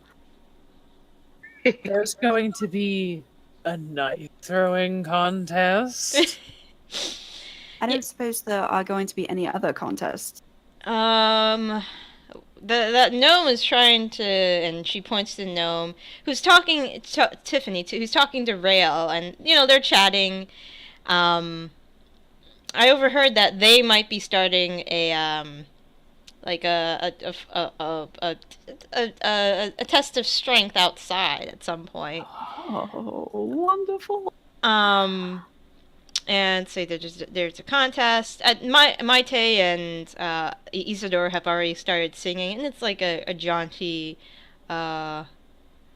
tavern tune that floats throughout the building. The knife throwing contest, a test of strength. There's a couple drinking contests going around, but I'm probably not going to partake in that. And roll, since you've already heard about her, Prim, roll an insight check on Lynn. Prim was just going to say, it's I'm not going to partake, better to purloin and pilfer, huh? Did we hear her say that?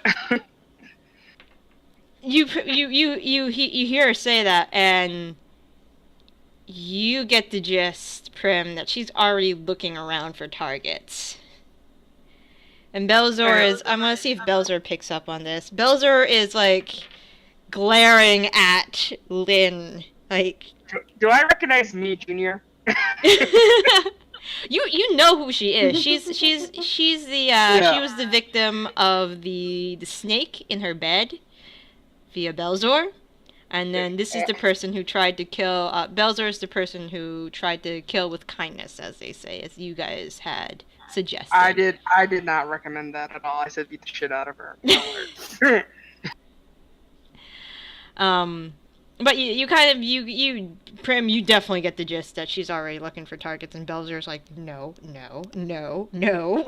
So Prim, who is probably, she's like a 13-year-old girl. Yeah. Prim is shorter than her at this point. Excellent. Kind of like gestures for her to lean down a little bit. All right, she'll lean down. Missy, this entire bar is full of quite inebriated but quite powerful women of the cloth. Mm-hmm. I can tell you right now that any sort of stealing isn't going to be looked kindly upon, and probably will be dealt with a bit more harshly now that everyone's guards are a little bit lowered. But I'll make you a deal. I'll give you 10 gold. You can do with it whatever you like. But try just enjoying yourself for the night without stealing anything. Consider it a challenge. Alright, roll a persuasion check. I glance at Rain when she says this. Do I see Rain's eyes roll all the way up into her head?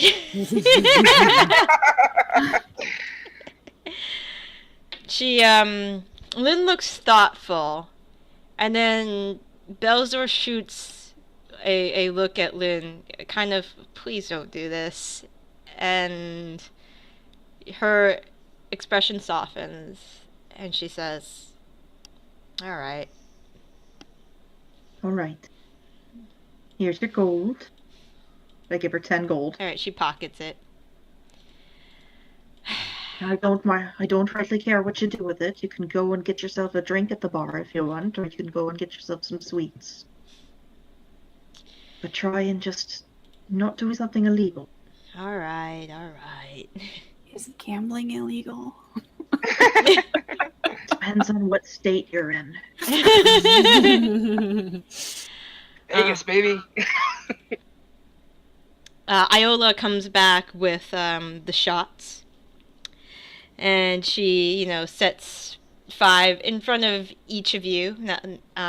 She comes back with some, and she puts like a fruit and cheese platter with some bread in the middle of the table, just in case you guys needed something, to eat, making sure you guys didn't have empty stomachs. She looks like she did it for the whole entire establishment. Iskin is looking at his 5 shots, looking at you, Rain, looking at the rest of the people. Roll a perception check, Rain. Tilda is going fucking kill us. Like anything. He didn't roll very well. He takes a quick glance at the Goliath table. And Rail's with Tiffany, and they're like chatting it up. They looks like there's an impromptu arm wrestling contest, which Tiffany wins in like 2 minutes. And Rail looking like, damn, at her. It looks like the two, Lonnie and Loa, the two middle brothers, or the two middle brothers are like, just talking to Leo, and they're also like joking with each other. Once in a while you see a playful shove between the both of them. Leo is drinking, but it doesn't look like he's drinking alcohol. It looks like he's drinking the same thing that Lynn and Belzer are drinking, like fermented goat's milk with some honey in it. And he's just like quietly sipping while he's like absorbing the atmosphere of the tavern.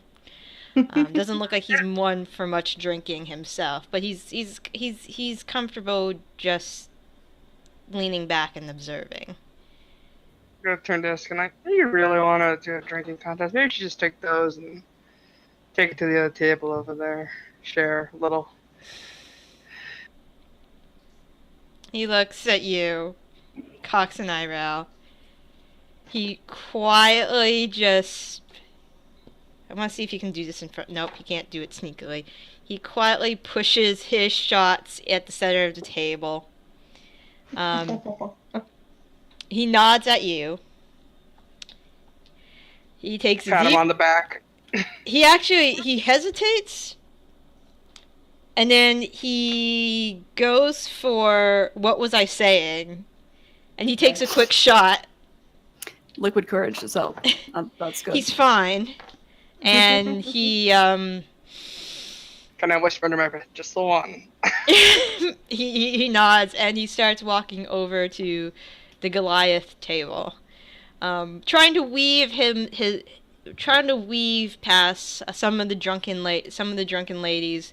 There are some ladies who are quietly observing, like, their fellow compatriots, making sure they're not getting into too much trouble. It looks like Iola has called for some help from the back to put out more drinks for people. And he quietly makes his way to the Goliath table. He waves to Leo, and Leo smiles. And then the taller of the Lonnie, the taller of the Goliath brothers, like, smirks, and he grabs Loa by the shoulder and starts dragging him towards the bar with little resistance, leaving the pair at the table alone. And they begin to talk. Back at your table. How much taller is the Goliath of these two? Like, how silly do they look together? Like, is it that height difference that's adorable, or like, damn, that's just like a 4-foot difference? All right, so by height, hold on. Is it like Shaq and his girlfriend? Yes, okay, that's what I was thinking of. So Rail is about 8 feet tall. And Lonnie is probably 7'10". Loa is about 7'8". Leo's about as tall as Rail. He's like 8 feet tall. You have to Easy. give that kid a climbing kit. But he's lankier than Rail. Rail I kind of have like a bigger. He's a little wider, but Leo's really like lanky. He's not as muscular as brothers at all. If you can imagine like a nerdy Goliath, that's probably what Leo kind of looks like. So he's tall, but he doesn't have much muscle to him. Got you. I'm just thinking of, have you guys ever seen Zootopia? Yes. The fucking wildebeest that works at the naked resort? Yep. Yeah, that's what I'm picturing for Leo. Oh my god. I don't know why. That makes... I thought you were going to talk about like the fox bunny height difference. So I did not see that where that was going. Oh, no, they're not that different in height. No, they're not that different. But, okay, so now I'm imagining him as a naked... So thank you for that. You're welcome.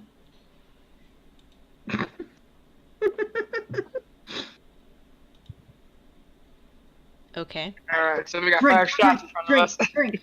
Mm-hmm. Alright, so you guys are starting out with Moxie. Which is a drink all the locals cite as a local treasure.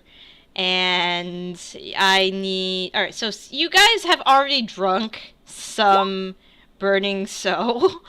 So you're gonna all start rolling Constitution saving throws, and the DC's already bumped. Hi. I gotta keep track of the DC for you guys. So Zaitari already has a second. So she's up to there while you guys are up to there. Okay. Up to there while she's up to there. All right. Con saves. All right. So first of all, There we go. it. Okay, I don't want to be out on the first round, so I'm using my last luck of the day. Damn it. Oh. Saves? We're doing saves? We're doing saves. Shit. Damn it. I was... Well, let's see. Zaitari is strong. She doesn't know, so she's going to still cast Enhanceability on herself. Okay. And she's going to give herself Bear's Endurance. Do I see that happening? Oh, yeah, no, she's not hiding. Can I just like start slapping at her? Yeah, sure. Just counterspell via slap. You can't cheat. Stop that. Stop that. Zaitari just like starts waving her hand. Just slapping at each other. She also gains 2d6 temporary hit points. 7. God damn it. Can I interrupt the spell? Let's see if you hit her. Just like Oh. roll like unarmed. I mean, it's just strength check. Yeah, it's essentially, just a right? strength check pretty much. No. No, Just no, flailing. no. She's just flailing at like. Stop it! It's not gonna. Whatever, I make my Fortunately, con it's save. not doing anything. Because it's con saves and not checks. Well, it is a con save. I know it's con. The checks. Oh, it's con checks and it's not. Okay. Yeah. All right, It- so Rain, this tastes like battery acid. Like it just burns, and you're already coughing and sputtering. Like half breaks down, but the other half is sputtered out, and I'm reaching for Yeah. the bread. And Like Yeah, Go ahead. Zaitari, you're the same way. I mean, the burning soul did not do you any favor, so you're already Aw. really, like, out of it. Melanie, you're okay. Primrose, you're okay. Iskin has left the table and is not partaking in this.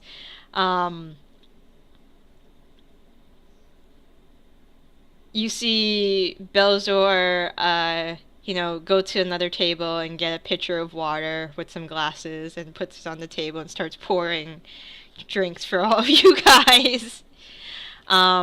But okay, so Prim, you're fine. This isn't the worst thing you've tasted. It's pretty bad, but you've had a lot worse.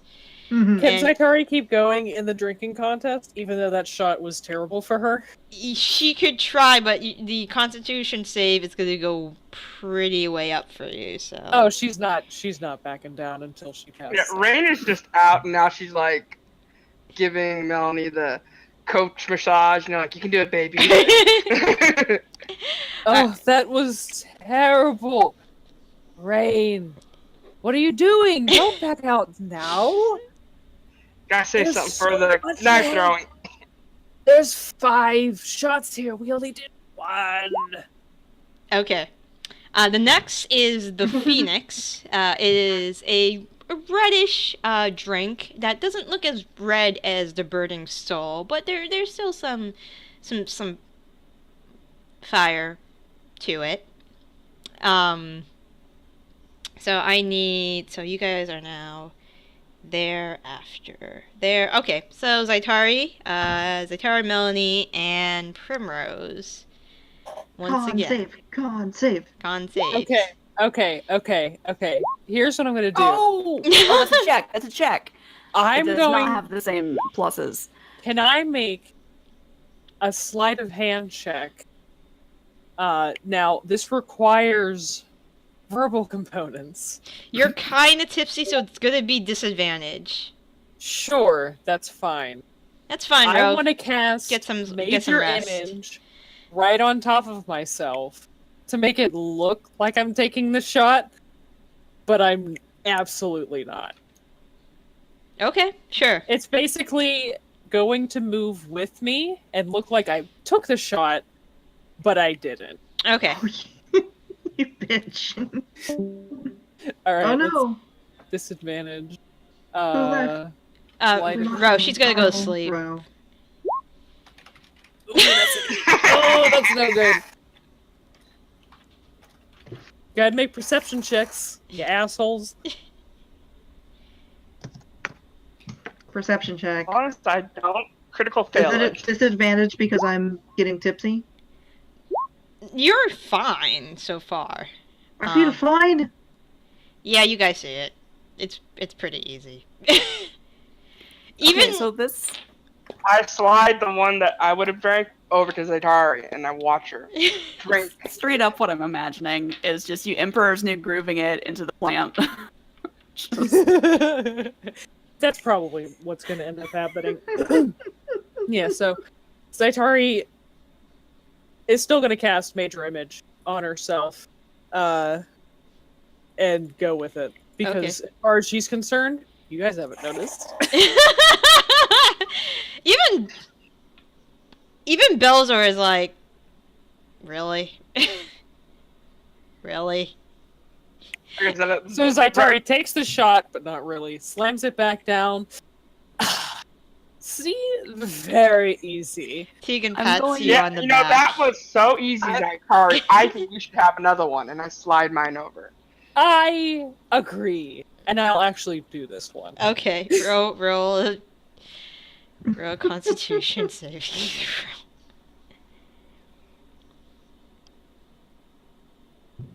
Any give benefit. I can't inspire myself.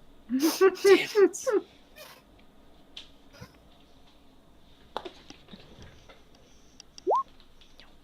I'm gonna guess that. Yeah, you're just head's just like, and then Tegan's patting your back. 1 second, French fry, no.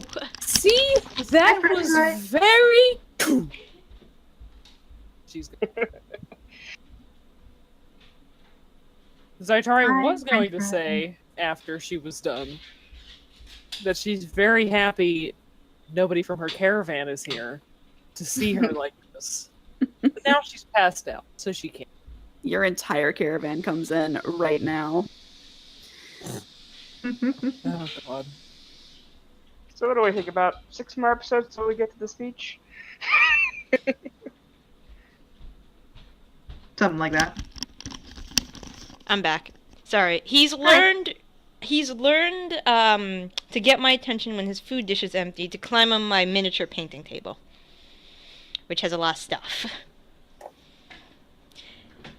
But yeah, and now you feel like you're about to throw up, Zaitari. Now I feel like about to what? Throw up. You feel very Oh. nauseous. Oh no, I'm passed out. Yeah. There's no way I'm conscious after that. Okay, the rest of you are perfectly fine who are still participating. So that was the Phoenix. Now it's... So, when you drink the Phoenix, it's a peppery drink that burns all the way down. It's like if you ate small... Like, if it's liquefied hot chilies, pretty much. Just Yeah. like eating a ghost pepper. Yeah, it's like drinking a ghost pepper. Alright. Alright, so the next one is Black Midnight. This is like the name insinuates, it's a black drink. It looks like there's little flecks of, it's not glitter, but it looks like there's glitter in the drink.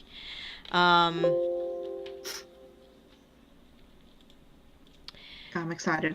And it looks like, you smell hang some on. wafting rum and a hint of something rotting.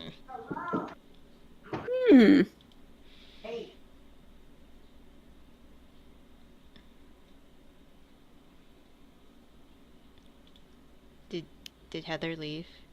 She said she'd be right back. Okay. She had to get her cat or something. Okay. You took 2 bites and now you're... Freaking cat. Cat takes 2 Obviously, bites. it's not good enough for him. No, obviously. Trying to think, should Rain try to help out? Yeah, because the next thing Zaitari was going to do was start inspiring people. Well, here's the thing. All right, let's see. Sorry, guys, cat fight.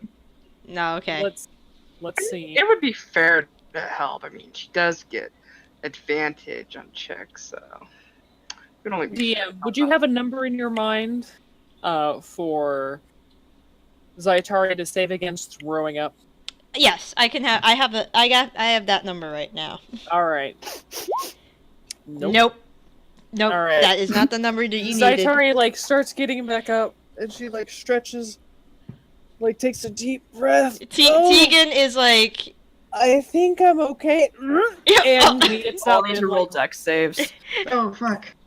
runs as fast as she can to get to somewhere where she can. Evasion. he is. I dodged out of the way. Tegan's already helping you towards outside, as quickly as possible. You're so nice to me, Tegan. I love you so much. Luckily, you make it outside no. before it starts. Here's the thing. She's inebriated. I don't think she could stop herself from saying that. Which is the thing that is, yeah. So, we'll see if that happens. Alright, but he's already outside, helping you out, holding your hair if need be, Okay. by a hole of some description outside, or a trowel, or something. Alright, so the rest of you, so when you drink Black Midnight, it is very bitter. You feel like it tastes the way the inside of a coffin would taste. Oh, that's hideous. Yeah. And did you guys roll Constitution saving throws for this yet? Not yet. Alright. Alright, rolling. Oh, that was a check again. Alright, you're fine. Prim's just fine. This is getting to I'm her. starting to feel it. You're starting to feel it. Art thou feeling it now, Mr. Crab? But you two are okay. Spider Bite is next, and it is it looks like a shot of green liquid with some froth on the top of it. Can I reach across the table to grab some food and try to pour a little more from one of mine into Prim's shot glass? You could attempt to do so. Sleight of hand, I imagine. Yep. Would it be at? Would it be? Yes, because I was drunk. I was going to ask that. I'd say it would have to be disadvantaged because you're still. It's still a couple of minutes from that last drink, so you're kind of disadvantage, sleight of hand.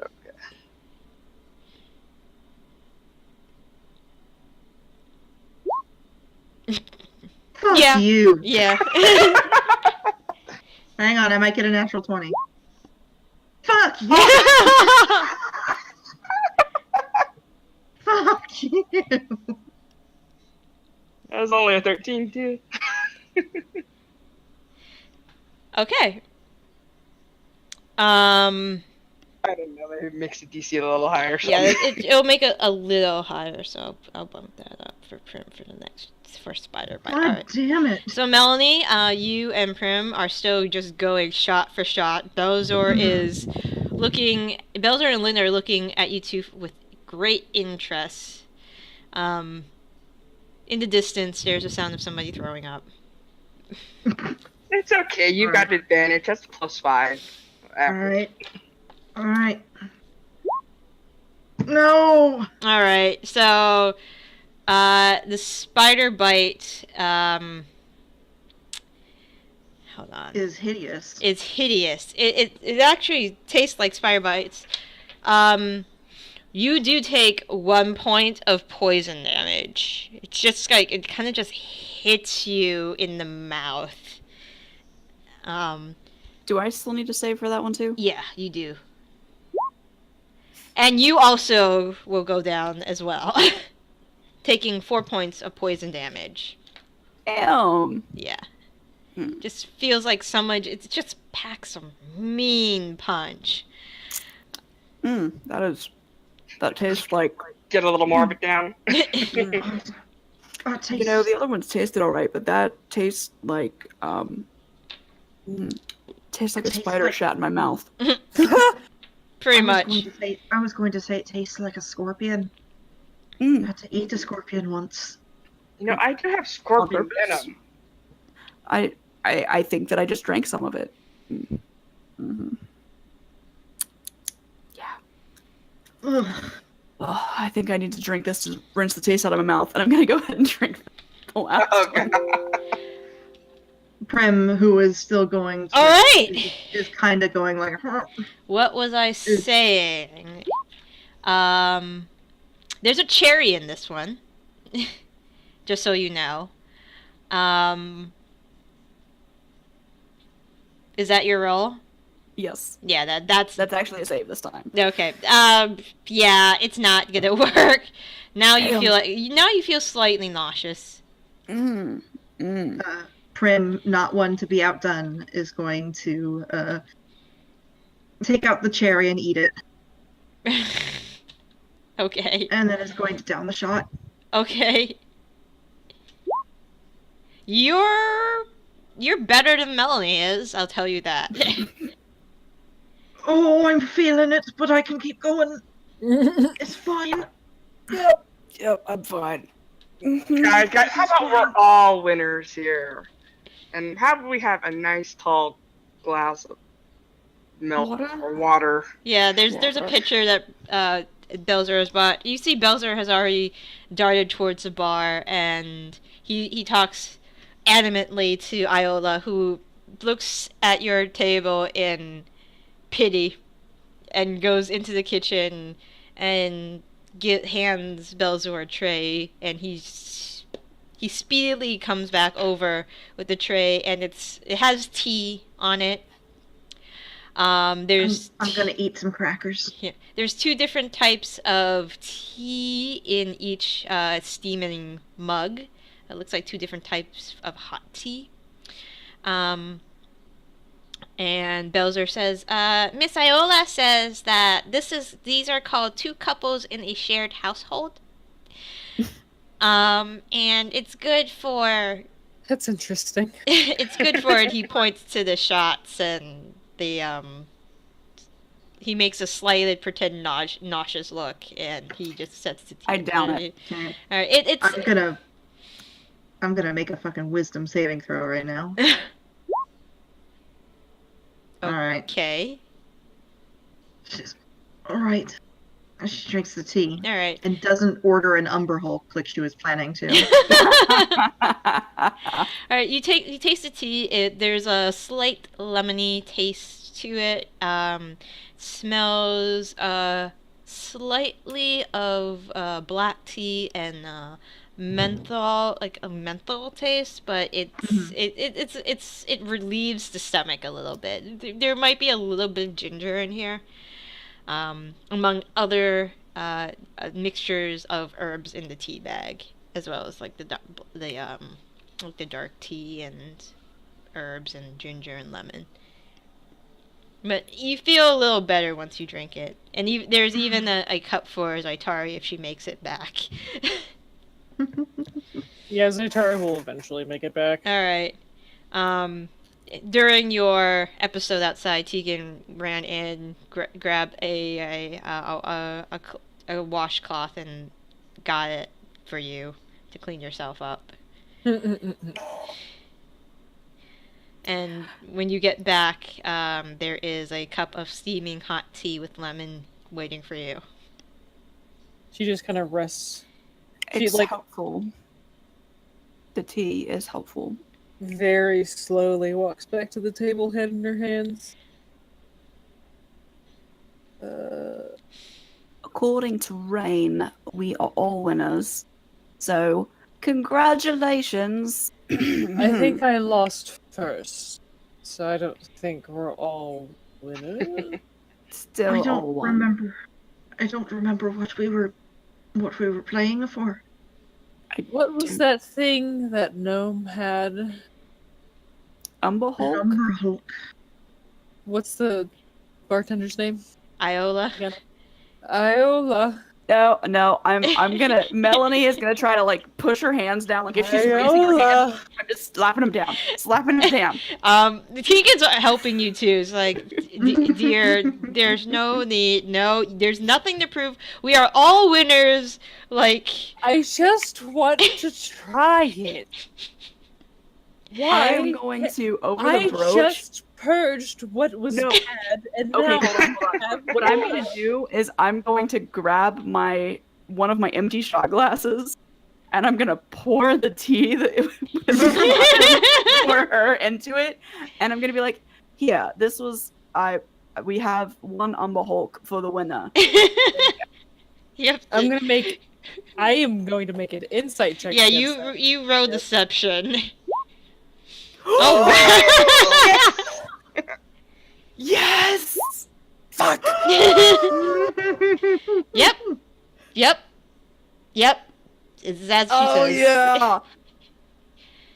I slam it back. Tastes like lemon and ginger. Why does this taste like tea? It's a very subtle brew, but it hits you hard. Do not order another one. I know that you don't feel anything now. It is not going to feel the same in 5 minutes. But I feel so fine now.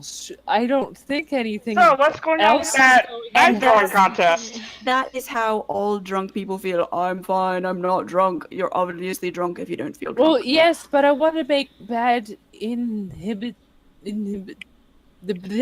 want to Can't make talk? bad decisions and not give a shit because I'm going to be. My family's here, and I don't want to talk to them, so I don't want to think about it right now. And Tegan's already rubbing circles on her back. It's like it's fine. It's fine.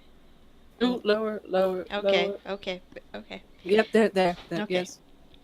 At the knife Prim throwing. wandered over there. Okay, at the knife throwing contest, there is a tabaxi that looks like a tortie.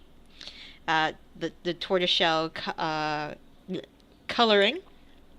There is a human with black hair, and they're taking turns just throwing knives at the homemade target, and then there is actually Alyssa participating in the knife throwing contest. She's not as good as the other two. The other two look like they have it down pat, but she looks like she can hold her own. Yeah, the tortie looks like that. It's got that cat-like sight and grace. She's doing the underhand throws too.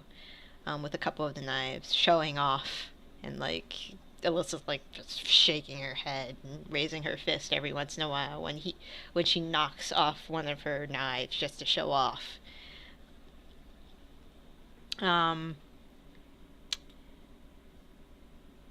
Deacon comes over and he has what drink does he have?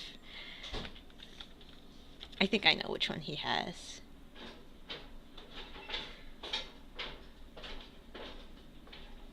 He comes, and it looks like he has a piece of ham with the skin, the ham with the skin around it.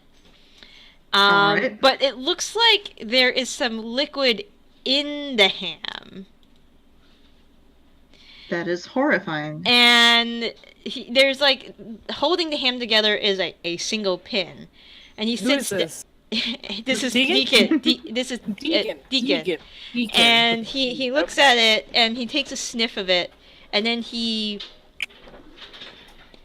as graceful as he ever has, eats the entire ham with the liquid shot inside, and like takes out the pin so he doesn't swallow it, and he starts chewing thoughtfully.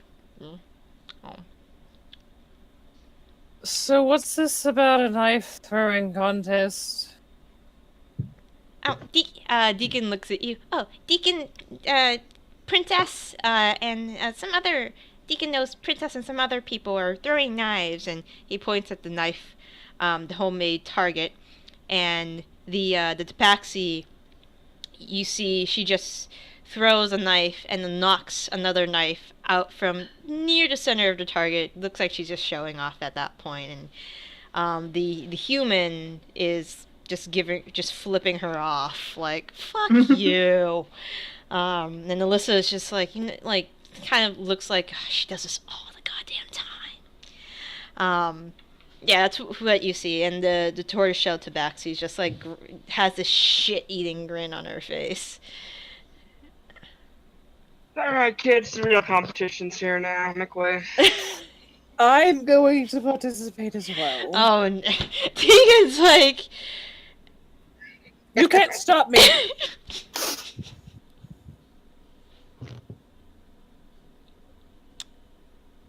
she looks. Prim is thoughtfully looking at her hand axe. Tegan goes with you to make sure you don't hurt yourself. I look at Prim. I think you might be better at the test strength. Prim. She gives you a wink and then walks away. Belzor is there with Lynn. And Belzor says to you, Prim, is she gonna be okay? Should we go stop her? I honestly don't know. He's Or gonna, easy. yeah, he's gonna scoot next to you. Prim, Belzor is, and he's gonna, like, under his breath, he's gonna say, thank you for earlier. Hmm? Oh, your friend? Mm-hmm. Yeah. My experience, at least, some of the best people you ever meet are the ones who start out a bit rough. Yeah, I know. She's just... I let her get away with a lot. 'Cause I know, like, what she's been through. I don't have the heart to really say no. You should keep in mind that if she keeps going that way, then it's only going to be more hardship later on. It's not going to get easy. Yeah, Even if it seems easier now. yeah. I know. She's really good at it. That's why she rarely gets caught. Especially since she's learned, like, a lot of stuff from the temple, too. She should think about doing a sort of thing that Rain does. Find someone to work for. Someone on the up and up. Maybe. She's not big on authority.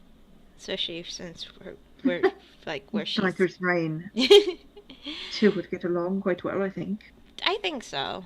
They're very similar in a couple ways, but they're kind of different, too. On second thought, don't introduce her to Rain. My little mini-me. I've just had a terrible thought. Belzor looks thoughtfully at this. Yeah. I think I know what you're talking about. I think I just got a premonition. Mm-hmm. What's that mean? It means I saw the future, and the future was frightening. I get that too. He just looks at his milk. You're a good boy, Belzor. Thank you. Take care of people. I hope so. Miss Tilda thinks I'm good. I just want to prove that I am. think you're doing her proud. She's not coming tonight? No. Miss Tilda's going through a rough time right now. He It's nods. not going for her. I hope she'll be okay. Do you think so? I hope so. All I can do is tell her that I'm here. I'll probably go see her maybe tomorrow or so. Make sure she's okay. I would wait. Wait? I would wait before you go into the room. Okay. Maybe a couple days. I saw some really pretty blue flowers on my way here. I'll probably get those for her when I see her. You think she'll like that? Prim's eyes just start watering. And she's just like, I think she would. I think she'd think they were darling. Oh, Miss Prim, did I say something? I mean... No, I'm very drunk. He pushes more tea in front of you. I think you can use more tea.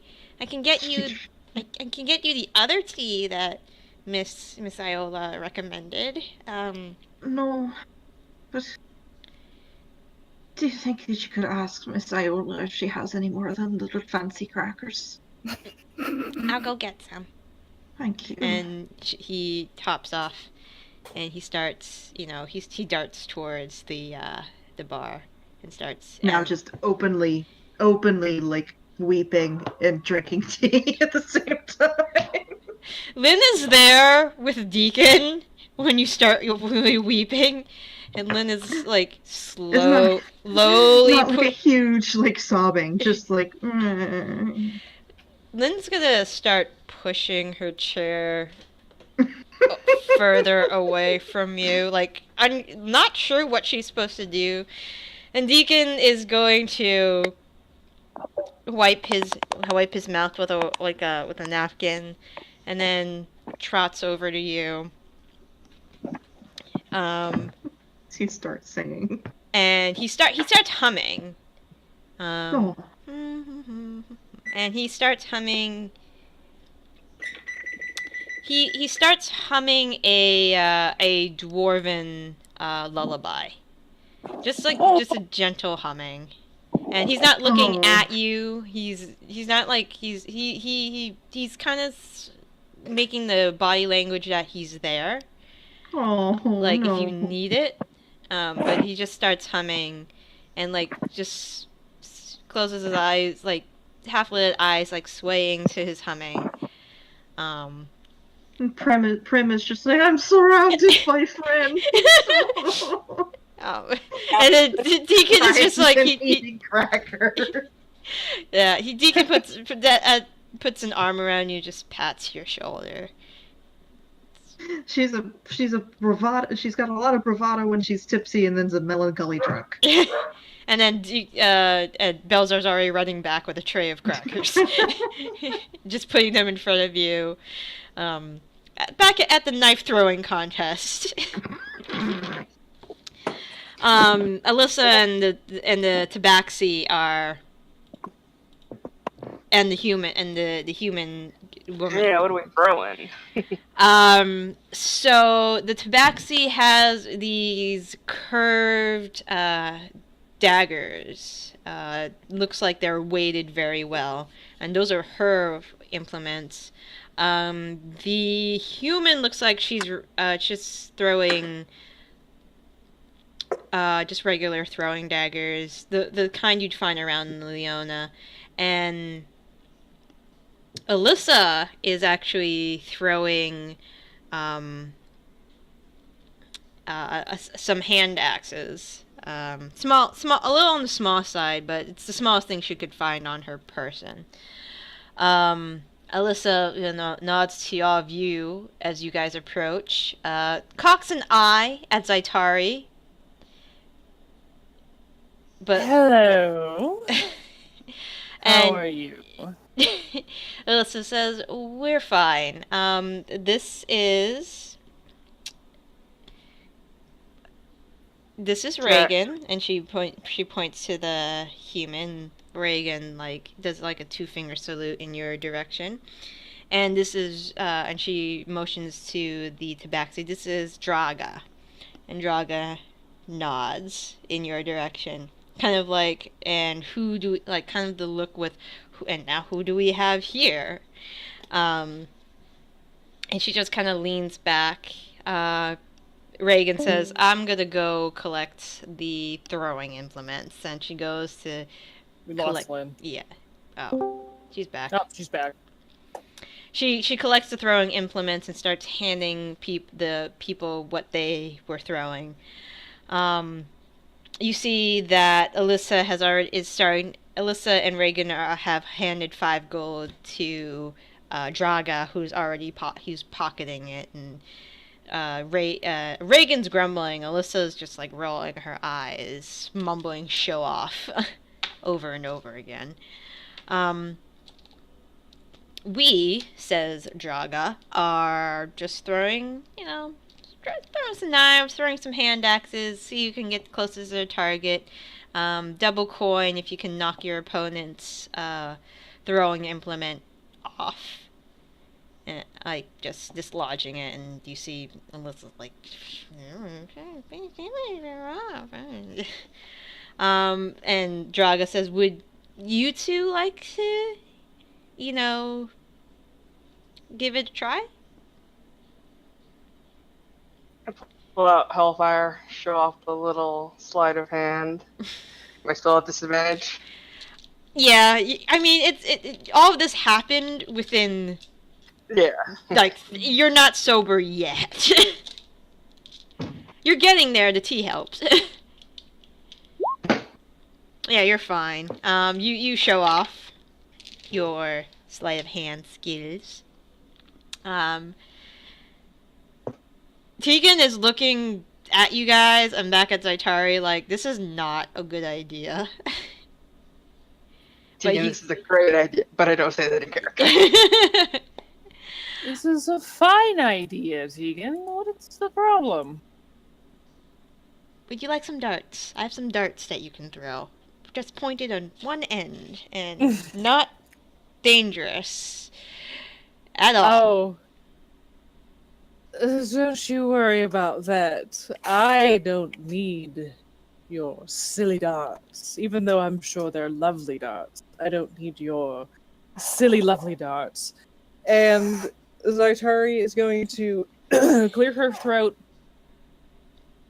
raise her hands, doing a few motions, and utter a few words under her breath. And she is going to cast Animate Objects.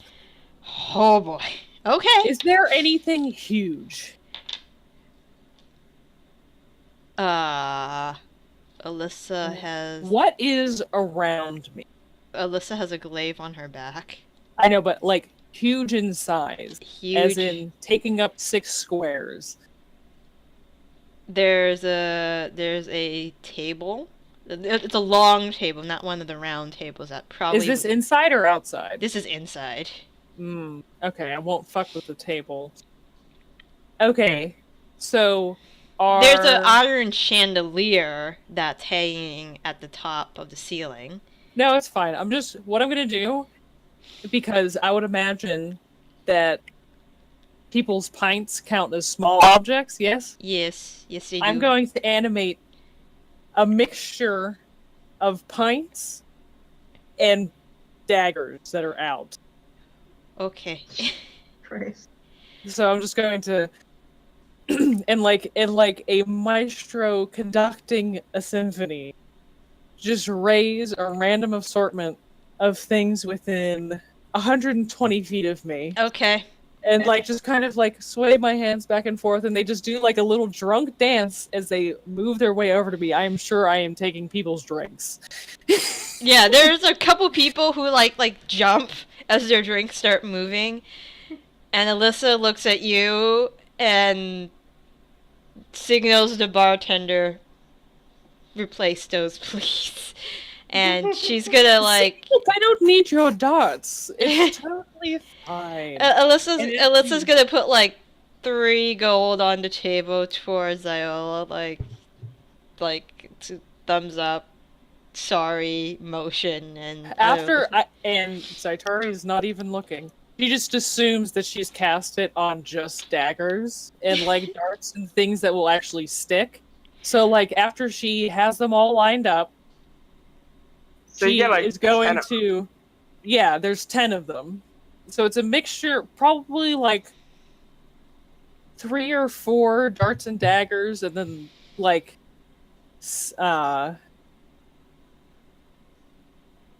math. Yeah. 6 or 7 like people's pints or wine glasses. She's just going to point her fingers forward, and they're all going to shoot forward at the target. Okay. Shall I make attack roll? Yes.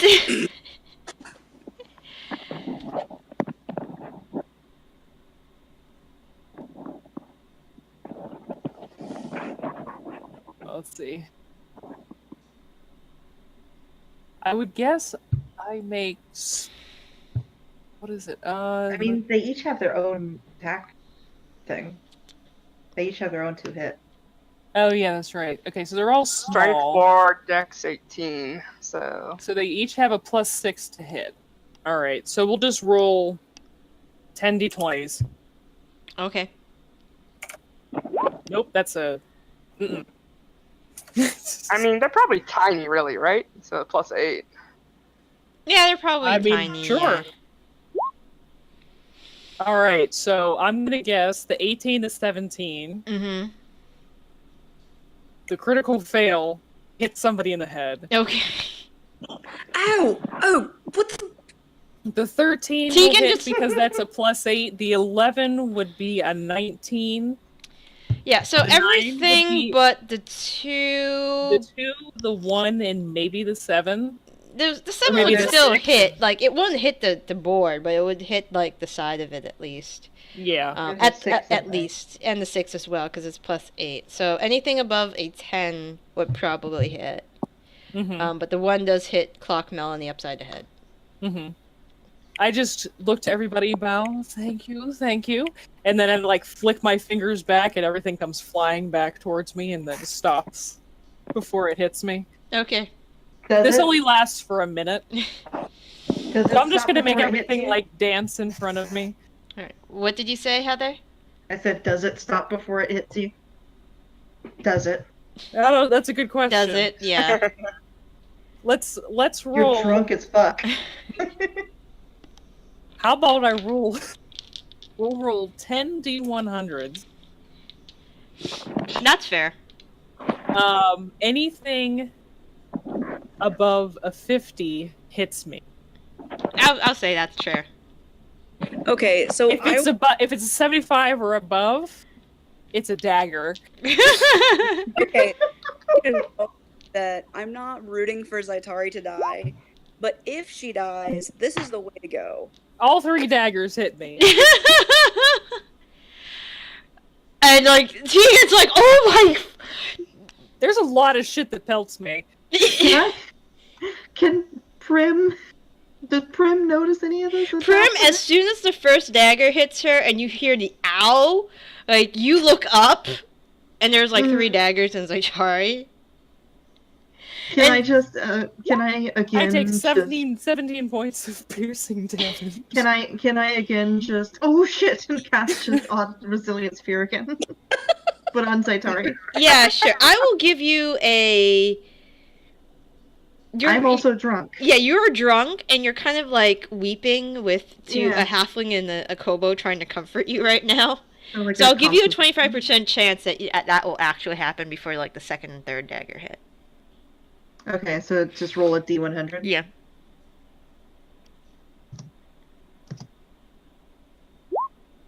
Holy shit. Alright, so first dagger hits. She says, ow, you cast sphere like that. And like the 2 other daggers just bounce off harmlessly. And Zaitari is in a bubble. And now Zaitari is in a bubble, and Tegan is just like, oh my god. Melanie walks up to this ball and says, "You sort of deserved this hamster ball of shame. Just letting you know that was a little bit dumb." Ma? I like pound my hand on the force field. And Tegan's Can we surf Zaitari out of here now? Tegan's already like picking up the ball, and he's like, come on, dear. I think he hurries out because he knows it only lasts a minute, so he's gonna hurry out as quickly as possible, but as steadying the ball as steady as possible. She manages to not throw up in the ball. And then he just carries you outside. It's like, come on, dear. I think it's time for bed. Wait a minute, I will make is you Rain some the tea. responsible one tonight? Yeah. Time for bed. I'll get you some water, some tea with some ginger and lemon, and we can get some prickly pear juice. Help with the hangover, and he's telling you what you guys are gonna do to relax when you get back to your room. Sleep. Draga, Alyssa, and Reagan are just blinking in confusion. Well, that's certainly a special award situation. Does that, and Alyssa says, does that happen often? Yes. Wow. Oh, She had wow. a dagger in her when she was in the hamster ball of shame, didn't she? Yeah, she did. She did. Yeah. I feel like that should get extra points in a knife throwing contest if you manage to hit yourself in the back, because that's difficult to do. Draga gives you, hands you a gold coin, Melanie. Give this to her later. Because that was impressive, as drunk as she was. It will and make sure she knows exactly why she gets this. Yeah, please tell her. I wish I was there when you tell her, but that's probably not gonna happen. But you guys want to get this contest started, and Alyssa and Reagan are like, we're out. We'll just watch, because I don't know what the fuck I just saw. because they're like, we're just gonna watch the normal people throw knives now. So she's gonna like, so. Did the insane spectacle and possibly a little bit of terror from flying mugs and daggers sober Rain up? She's a little soberish now, so I'll say no more disadvantage for her. Hey. Alright, I just want you to roll 5 attacks, and we'll go in order, because I'm going to roll 5 for Draga, and we'll see. You're just trying to get to the target as close to the target as possible. I have a number for the target itself, but she's also going to try to knock some knives off for extra points if you get to the target, and you'll try to do that in turn with her. So. Alright, so 5 attacks with health there. Yeah. Alright.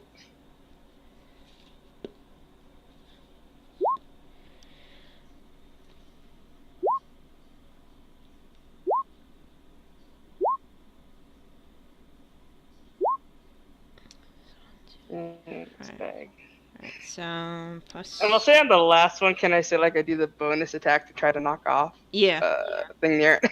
Well, just on the last one. It's a little spark.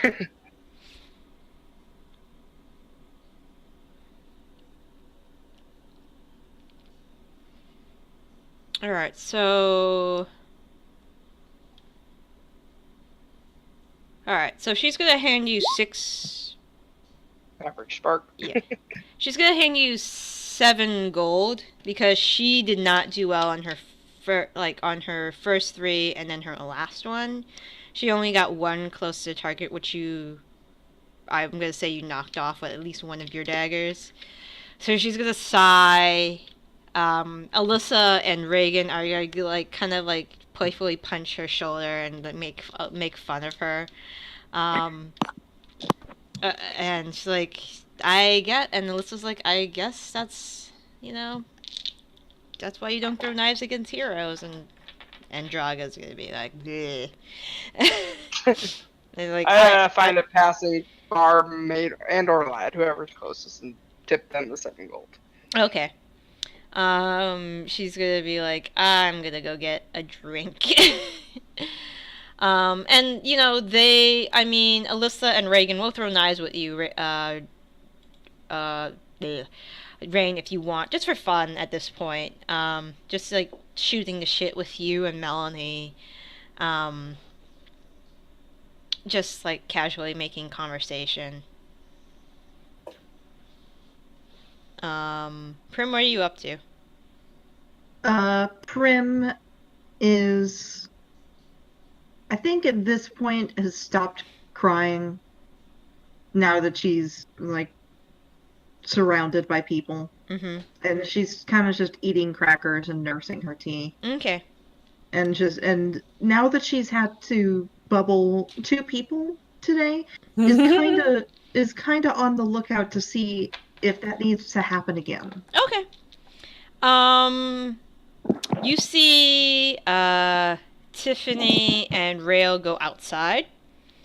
And you see Lonnie and Loa also go outside. And there's a couple sisters that go outside. And there's sounds of like fighting, but it's not like out of anger. It's more out of like test of strength. Bar fight.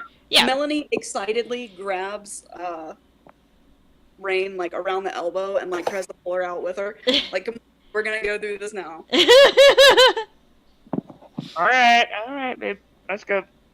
Alright. There's a circle outside, and there's like Rail and Tiffany in the middle of it. And as you get outside, you see that Rail, being so tall, whiffs like a haymaker, and Tiffany gets under him somehow. Gets her arm underneath. This is gonna sound weird, but underneath Rail's groin area, her other arm is around her hip, and she just lifts him up and tosses him over her shoulder. Like, he goes backwards over her shoulder, slams into the ground, top shoulders hitting the earth, and he's just like, what the fuck just happened? Accurate. You see Melanie's eyes light up like, oh yeah, this is gonna be fun. And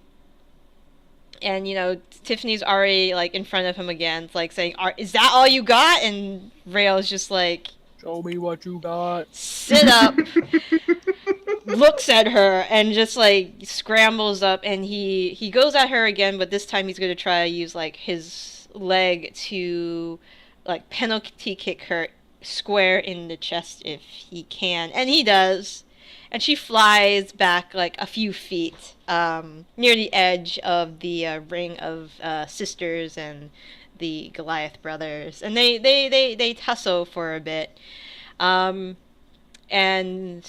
Loa is like going around taking bets on who's gonna win and asking if there's anybody who wants to take on the winner.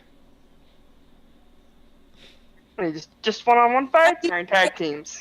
We can do tag teams. I mean, we can even start a new fight, and he looks up. Wait. Okay, if we are doing tag teams, I will say that Tiffany and I bonded earlier when I taunted her and then dragged her from the bar. And so we can be a team against the Goliaths. Like, Loa and Lonnie are like, Lonnie is like, yeah, we can take on these two. It's no problem, right, bro? And Loa's like, already grinning. I look at Tiffany and I'm like, are you in? Tiffany's still fighting. Oh. He's busy. She'll tell us in a minute. It's fine. I gotta kind of pull Melanie off to the side. Say, reach into my bag of holding and say, "Sure, you don't want to take some of this first?" And I show her the potion of growth that I still have for some reason. Oh, yes. Yes. Yes. I will take it gladly. But I will wait to take it until Yeah. the round starts. I'm just taking the bottle. Okay. The answer's like, oh god, these people. Tiffany is, takes the punt, the kick to the chest. She gets I up. want to give it to the gnome. I don't know. she grabs Rail's leg and like twists around like a screw, taking his leg with him and like twists him to the ground. Let's see how. Yeah, she does that fine. Yep, that's a 1. Yeah, he just goes flat on his he corkscrews around, goes on his face. He gets up, he spits out a canine. And his 2 brothers are already kind of like nudging each other, like it looks like they're talking about like how do we get rid of her if she tags with the other one, and they're already talking. Yeah, he's not gonna grab. He's not able to grab her as she slips between his legs, and then she will kick. She will kick Rail in the back of the knee, just sends him down on his knee, and then she is going to take her elbow and like just drive it into his spine, and he just like screams in pain. And he's just like putting up a hand at this point, just like, no, I'm good. All right, ouch, cord. And he's like, she grabs his forearm and just pulls him up, and shakes his hand, and he's like, as the fight is ending, but while they're still like shaking hands and stuff, Melanie is gonna like just go one second, and she's gonna run inside the bar, and she's gonna go to the bartender and ask to buy 1 Umber Hulk. Okay. Iola's like, okay. And you see that. Actually, you'll see her mix it.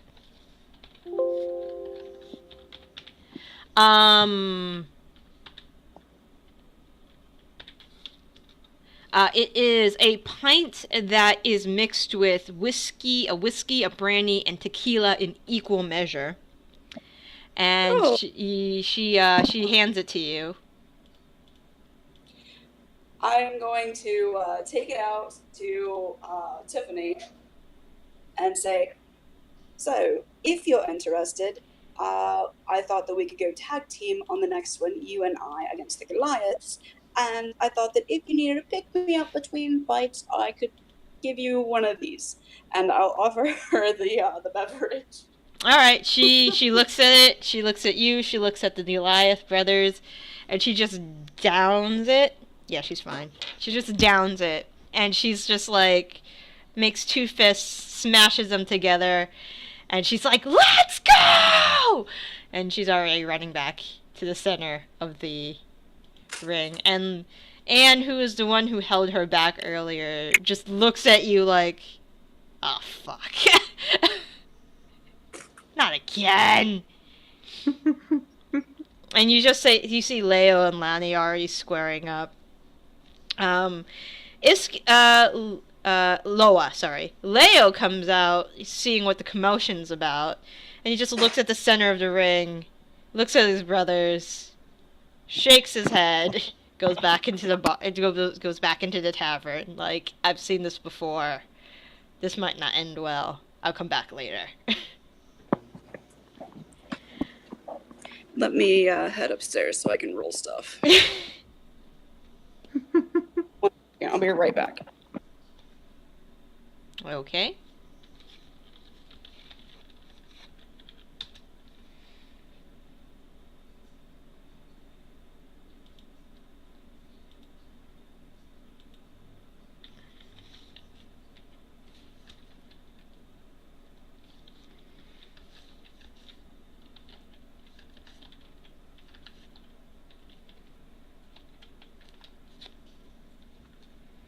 Sorry, I had to divvy up zucchini. Oh, that's okay.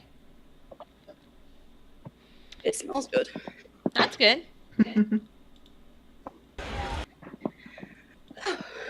Okay, let me put my headphones back on.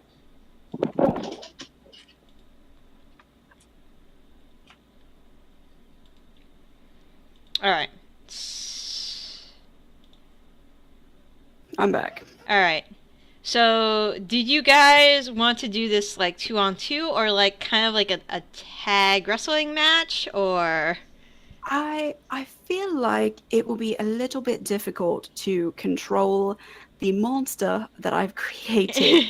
I think that it would be best if we just went ahead and just did 2-on-2. She's a terror right now. Leo, who's the younger of the two, is like, this is not gonna go well. But Lonnie's just like, he's ready to go. So which two guys are fighting? Loa and Lonnie. Leo, who is with Iskin, went back into the tavern to be like, he stepped out. He's like, are we on opposite sides rooting for our team, so to speak? Yeah. Leo came outside, looked at his brothers, and was like, not again, and just goes back inside and is like, I'm coming back Are they later. just inside reminiscing over annoying siblings? They might be. You know, when you guys left the tavern. Yeah, when you guys left the tavern, they were still talking with each other. Iskin actually being the more animated of the two, and Leo was just kind of quietly listening to him, but he's like nodding and he looks interested in what Iskin has to say. So he's paying attention for sure. But yeah, when the youngest brother came out and saw the two, he was just like, nope, fuck this. I'd rather go back inside. I'll take care of this later. Alright.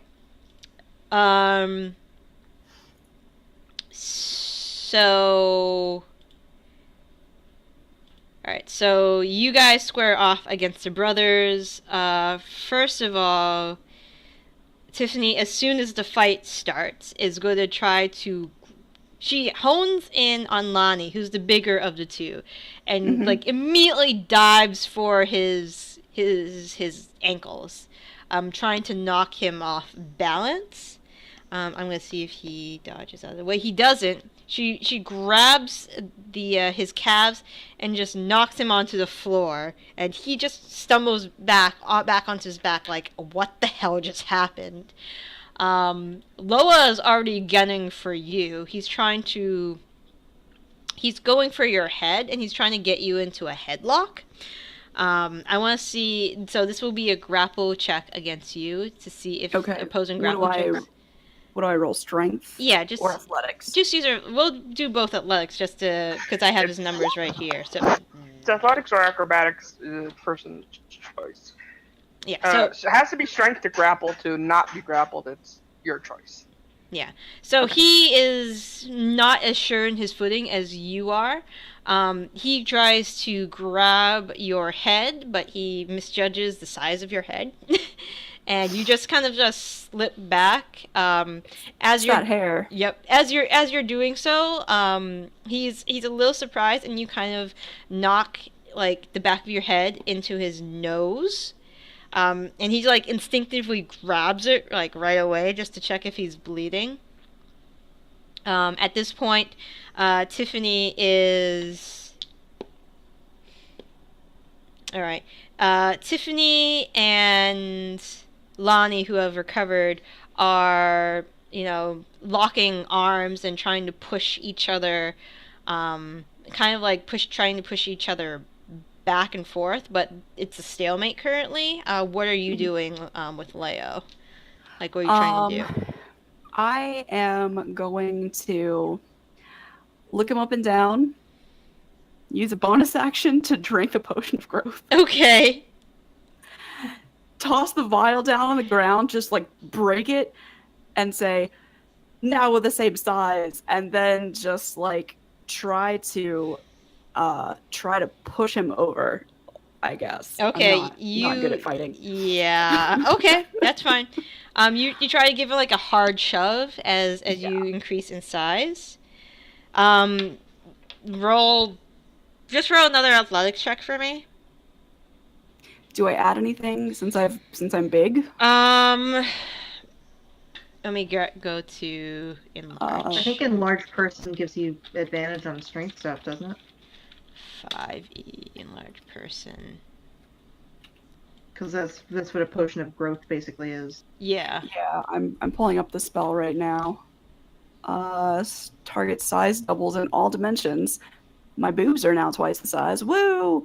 Weight is multiplied by 8. I'm gonna be way harder to knock over. Yeah. I'm now a large creature. Advantage and Advantage on strength checks and strength saving throws. Yes, and if you had a weapon, it'd do 1d4 extra damage. So if you're hitting him, I guess you do 2d4. Well, 1d4, which is 1d2. Just see if you push him over. All right. What? Unfortunately, it's you push him over. His shoulder goes back before he brings his shoulder back, and you see his nostrils flare, and he's going to try to run towards you, and he's going to try to jump and spear you in the midsection. Okay. He doesn't. Nope, that doesn't happen. You're way too big. I would like to try to use his momentum against him and just grab him on his way to me and just push him past me onto the ground. Okay. All right. Just roll another. Let's do a strength check for that. Oh my god. Yeah, he didn't roll very high. So you're able to do that. He rolled a natural 4. So you grab him as he's coming, you kind of sidestep, you grab him, and as you're using his momentum, you grab his head and you spike his head onto the ground, like DDT style. Oh. And he just, screams. On the other side with Tiffany, she's looking back, and she has this wide grin. While that's going on, Lonnie is going to try to pick her up and just throw her to the ground, just body slams, slam her to the ground, which he does. Can I try to catch? You could try to catch. Dex save? Yeah. Sure, dex save. A save or a check? Dex check, because matter. you're not saving, Oh, I don't have advantage on that. So it is an 11, so it's 6 lower than 20. Okay. Unfortunately, you aren't able to catch her. She just, her the back of her head slams against the ground. She bounces slightly, physics, and after he gets her on the ground, Lonnie is going to try to leap up and grab your head and try to grab your head and try to bring you to the ground. He's going to try to spike your head. Okay. Roll a... So it's another opposing grapple, so roll athletics. Alright. He is able to grab around your head, and then using his weight, because he is Now, I weigh 8 times more than usual. Oh, but he's got the Goliath strength. They can lift a shit ton. He's very strong, and he's using he's partially in the air, so he's using his entire weight, grabbing your neck and just bringing it down to the ground. So he's using all of his weight once he gets in midair to bring you to the ground. I'm not even sure what kind of damage we're doing here. Well, it's probably a decent amount of bludgeoning damage, I would assume. Yeah, so just roll. I'm just going to roll. It's not even that much because he's unarmed, and he's not specialized in this. So plus strength. So take 5 points of bludgeoning damage as he does that. I got to keep I have to be aware of Tiffany's damage too. Let me see, how much does she have? So she would probably have... Okay. So that happens. Tiffany gets up. She's pissed. She's looking around for a target. You just went down. She is going to run at Lonnie, the guy that just spiked your head. Grab his arm as she's running and try to like twist it. Yeah, and she does that, and she's gonna do that much damage to him. Alright, so you're on the ground. What would you like to do? I would like to get up. Alright.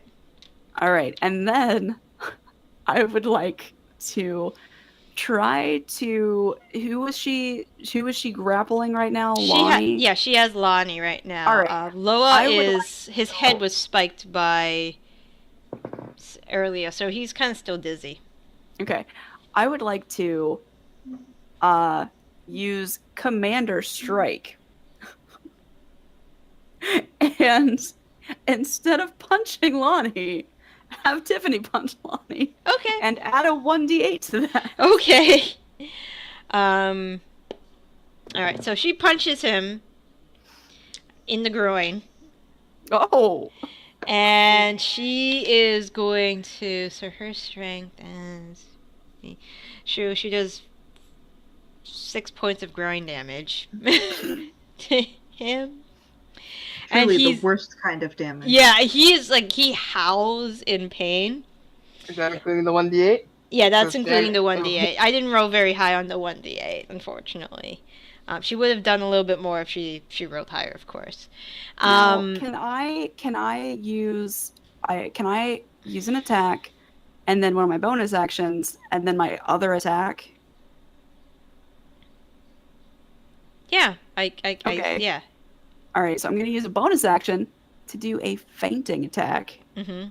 And so I'm choosing Lonnie as my target, and I have advantage on my next attack roll after that target on this turn if the attack hits. Okay. So I'm just going to roll this and just ignore the damage. It's just the attack roll. Okay.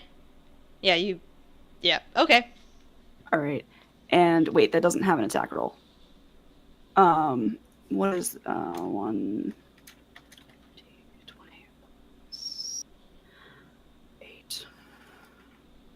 4 plus your strength. Oh yeah, you easy. All right. So he takes 8 damage from the feint. Mm-hmm. And then I have advantage on my next attack against him. And so then I'm just going to punch him again. Okay. I guess. With so much advantage. Oh,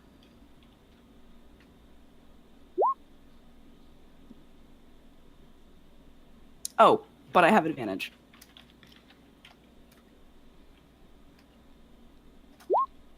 Yeah, you definitely hit. He's not wearing armor. Actually, this is a little unfair because you guys are wearing armor. Oh, yeah. I was going to ask if I should take it off. So it's 1d4 from the enlarge. So that's 1. Okay. 1 damage. How much do my melee attacks do? 1d2? It's going to be 1d2 because both of you are rolling with unimprovised. Yeah, weaponry. 3 damage. Alright. Loa's now going to get up. Okay. He's going to gun for you. And he's going to be a little dirty. Just as he's getting up, he takes a handful of loose dirt and he's going to try to fling it into your eyes. He does not fling it into your eyes. Because that was a very low roll. And it would not hit anything. And then he looks at you and he's like, Loa's gonna like, shit, that didn't work. Tiffany is going to... Groin punching really worked out for her, and she's the perfect height. She doesn't get the groin this time, though. She tries to do dick punch. Doesn't work. And then Lonnie is going to... He's going to try to choke slam her. So he's going to try to grab her by the throat and lift her up. Nope, that doesn't help either. Nope, nobody's always hitting. And then it's back to you. All right. Seeing that Loa is about to get up, I am going to... Am I a couple steps away from him? Yeah, you're a couple steps away. People have given you guys enough room to, like, work around each other. Running tackle. Okay.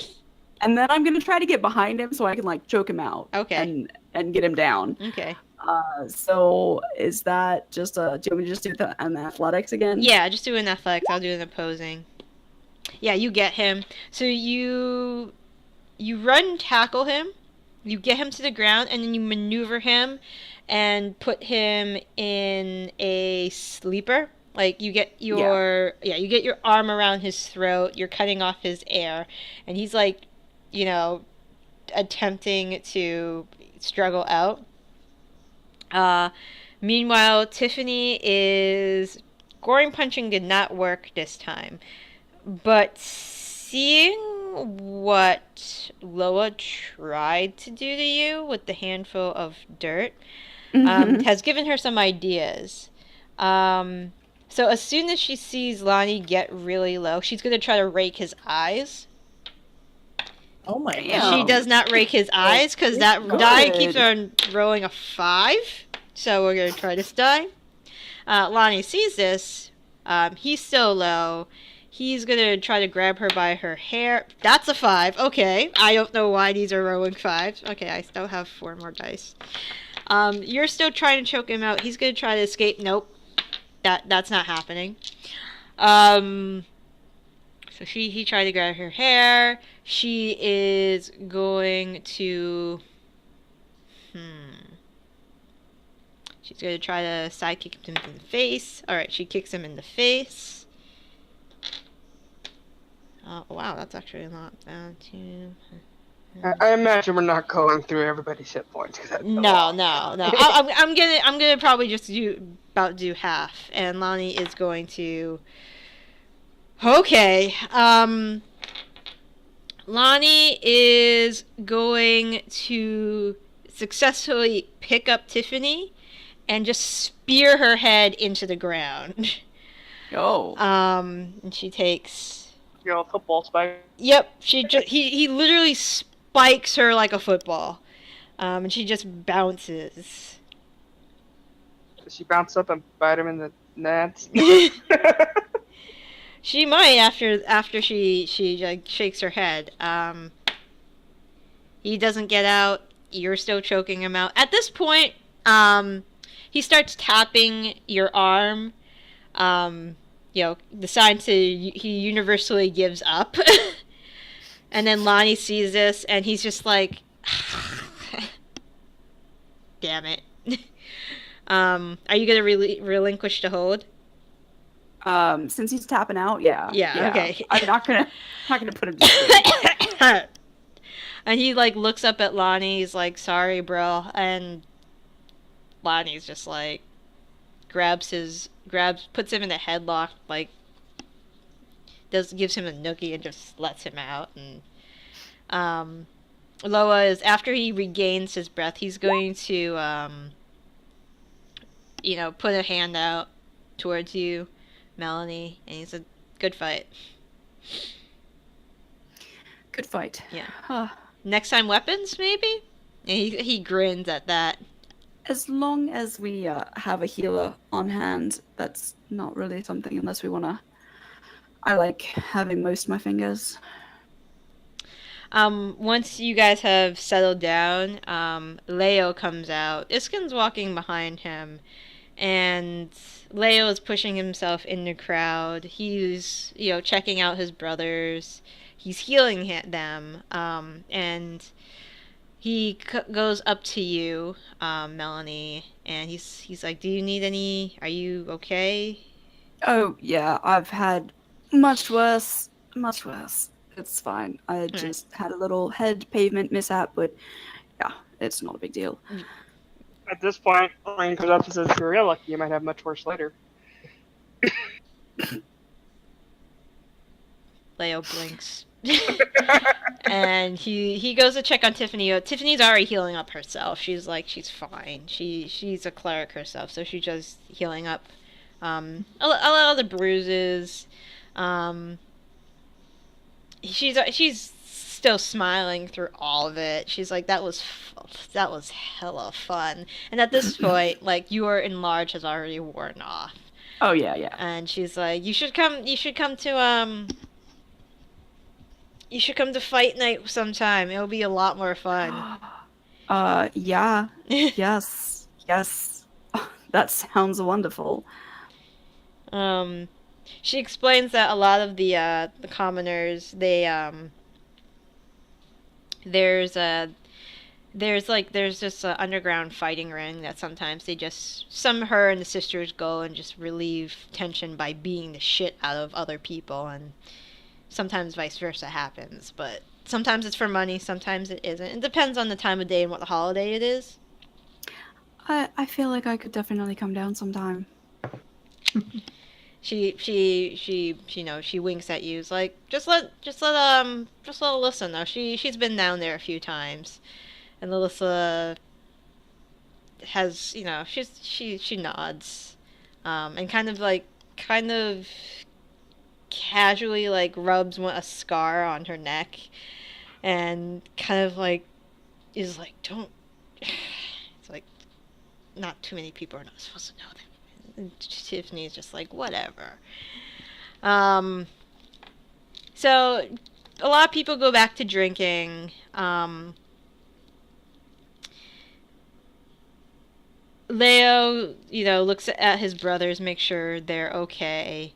You guys who go back to your table see Prim has fallen asleep. Belzor is eating some. He got a honey cake from somewhere. Lynn's also having some snacks, and Deacon is drinking another mug of tea, and he waves at you as you guys come back in. And Deacon says, sounds rough outside. You have fun? The weather is a little punchy outside. Yeah. It was fun. Deacon smiles, like, good. Got someone has fun. And he looks at Prim.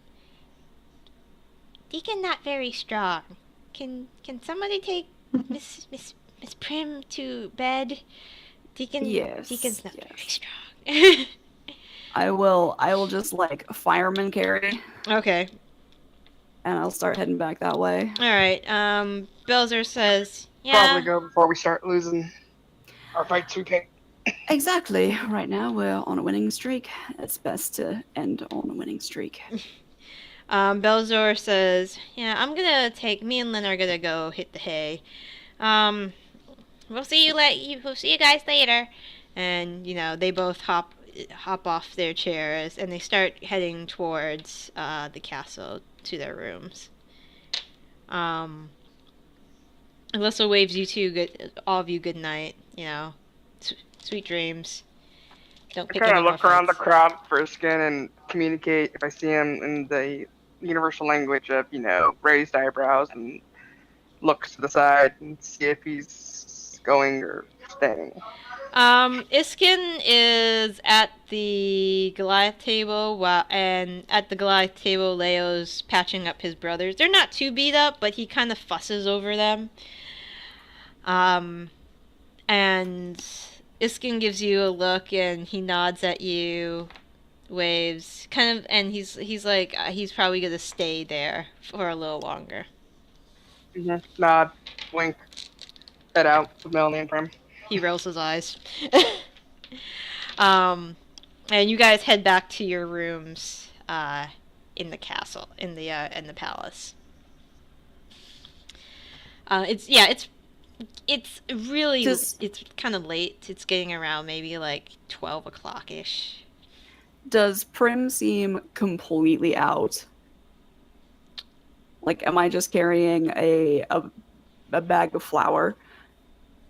I don't know. She did Prim? pretty good on her. I mean, she did pretty good on her constitution checks. Like overall. Well, if she isn't saying anything about being carried, while we're heading back, I'm gonna be like, Oh no, she's deeply asleep. while I'm carrying the unconscious Prim, I'm just kind of like, so, so were you supposed to do that whole nonsense with Tilda? Because she did sort of yell at me for being, quote, a spy for your girlfriend. Girlfriend? Her words. I'm not taking that, to mean anything. I'm just saying, like, was everything Well, copacetic?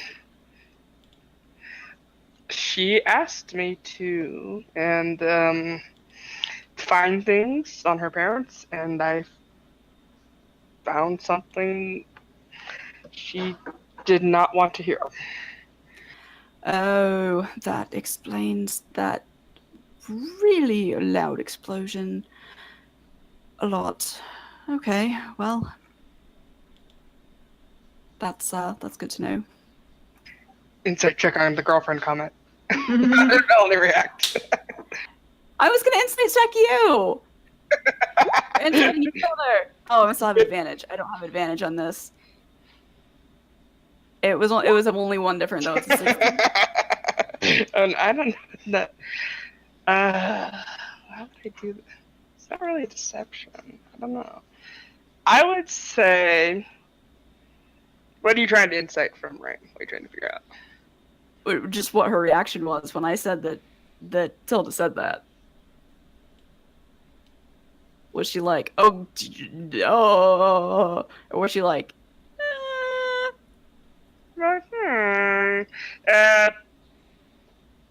I would say that Rain doesn't consider things settled until there's the talk.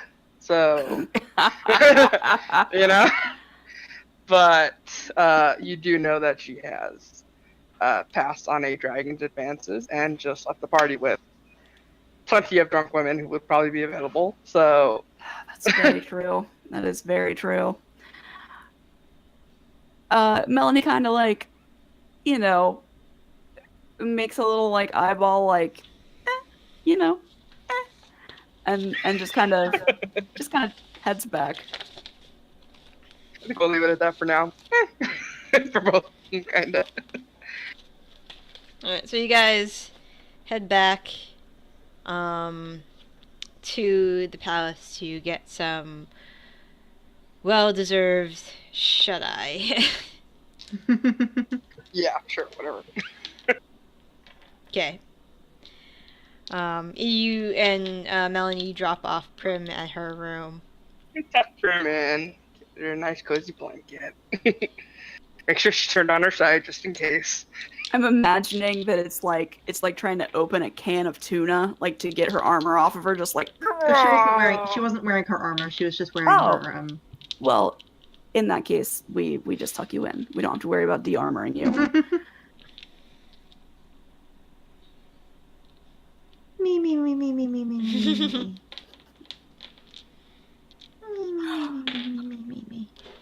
She's adorable. It's so cute. Can I keep her? Just so. I think we should keep her. I think so too. I like her. Zaitari is just very drunkenly snoring. Yep. Yeah, Tegan made Alright. sure that you were okay and tucked you in after you got enough water in you.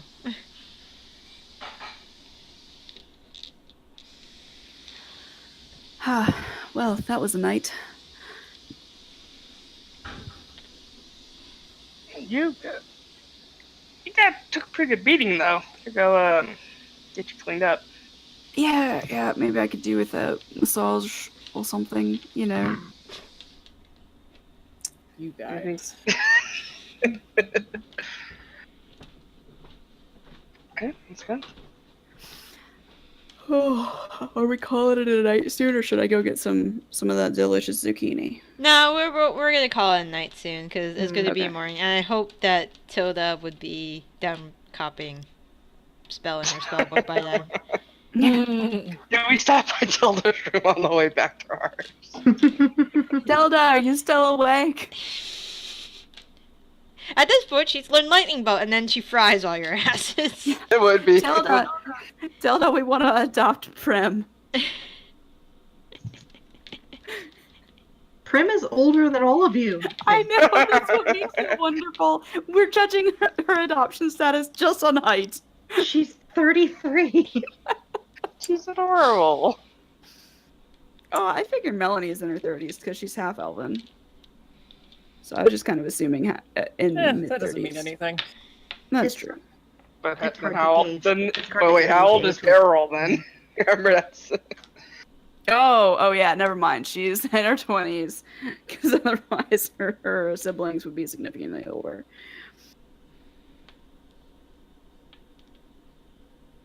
Thankfully, that makes my bad decisions make more sense. You know, half elves, we can get away with those kind of things till we're like 50 at least. We really can. Prim has no excuse. She's a grown woman. She got rage and drunk. She just hasn't done it in a while. You know, I mean- sometimes you just gotta go for it. Rain is at most 23, practically a kid.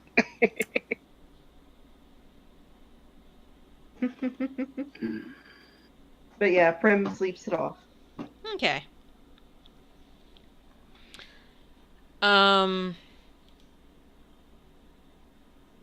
Actually. Then what if I just gave the armor all the gold to get the thing finished, like right now? Right now, I mean, it's still. Yeah. I mean, it would still take a while. I mean, I just want it you just done. What is It's like it? What kind of 500 gold. armor? Left. What kind? It's the glamour plus Oh, No, no. 2. Oh. Oh, No, that yeah, armor. I was the one who inquired about that. That armor. I don't got that. I don't got that kind of money. I had forgotten. Sorry. I'm Okay. dumb.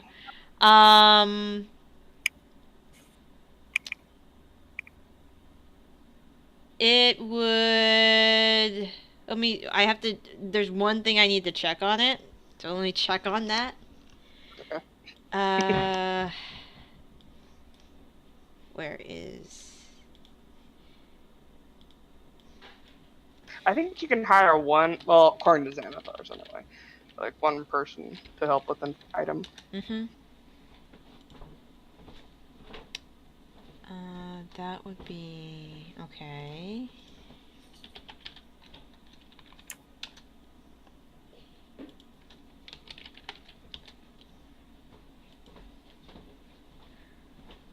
Where?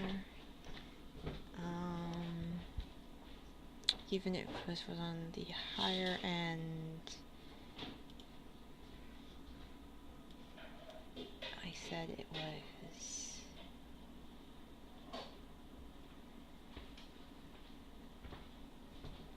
Okay, hold on.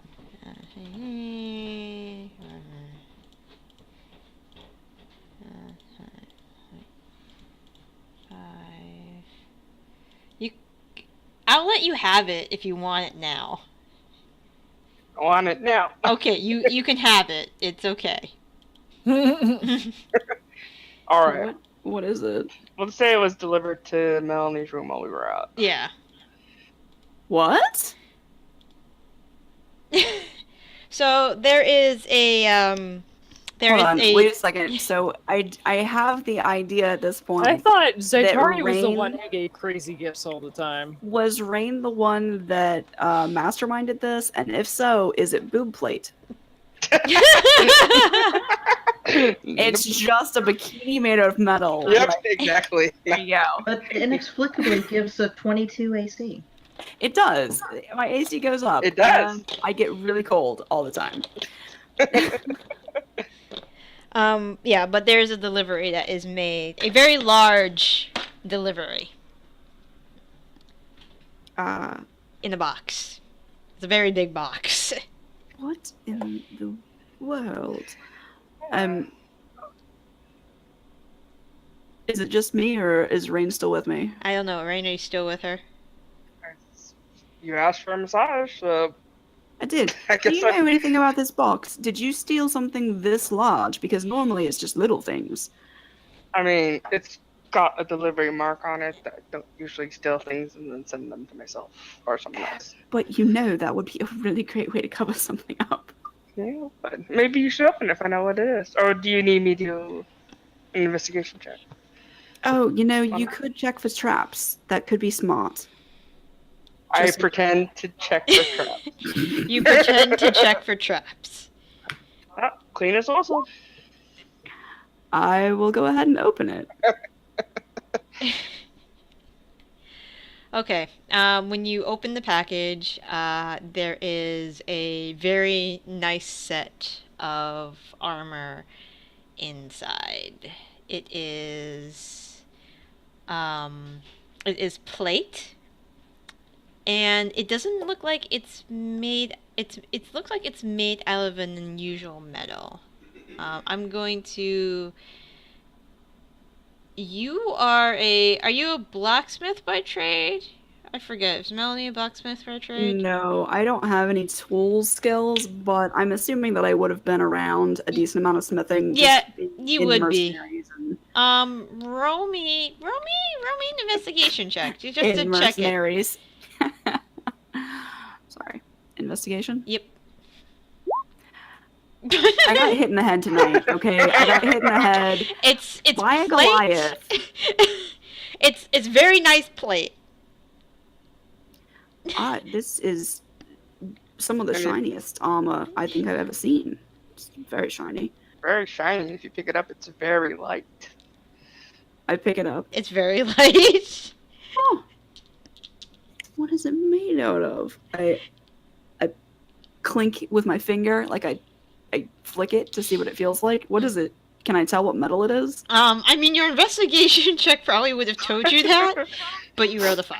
The 5. So you're not. It's very nice metal. It's a beautifully crafted piece of armor. Do you know anything about this? Because this is very, very nice armor. Though, you know, honestly, I might lose some strength because, you know, I do have to carry my armor around with me all the time, and it's much heavier. Though I do have those gauntlets that actually make me very, very strong. So actually, I won't. I mean, it looks very elder. No, that's the worst. Never mind. It looks like mithril to me. Oh, does it look like mithril to you? Because you don't know anything about this. Okay. No. Huh. Interesting. Well, I did say you needed new armor. You did. Well, I suppose I should see if it's, you know, just checking. So it is +1 mithril armor, which means it's half the weight. You have no disadvantage on stealth checks, and there is no strength requirement to wear it. Damn, did you say it was plate or half plate? It's plate. Full plate, +1 full plate. Oh, I'm gonna have such an amazing AC now.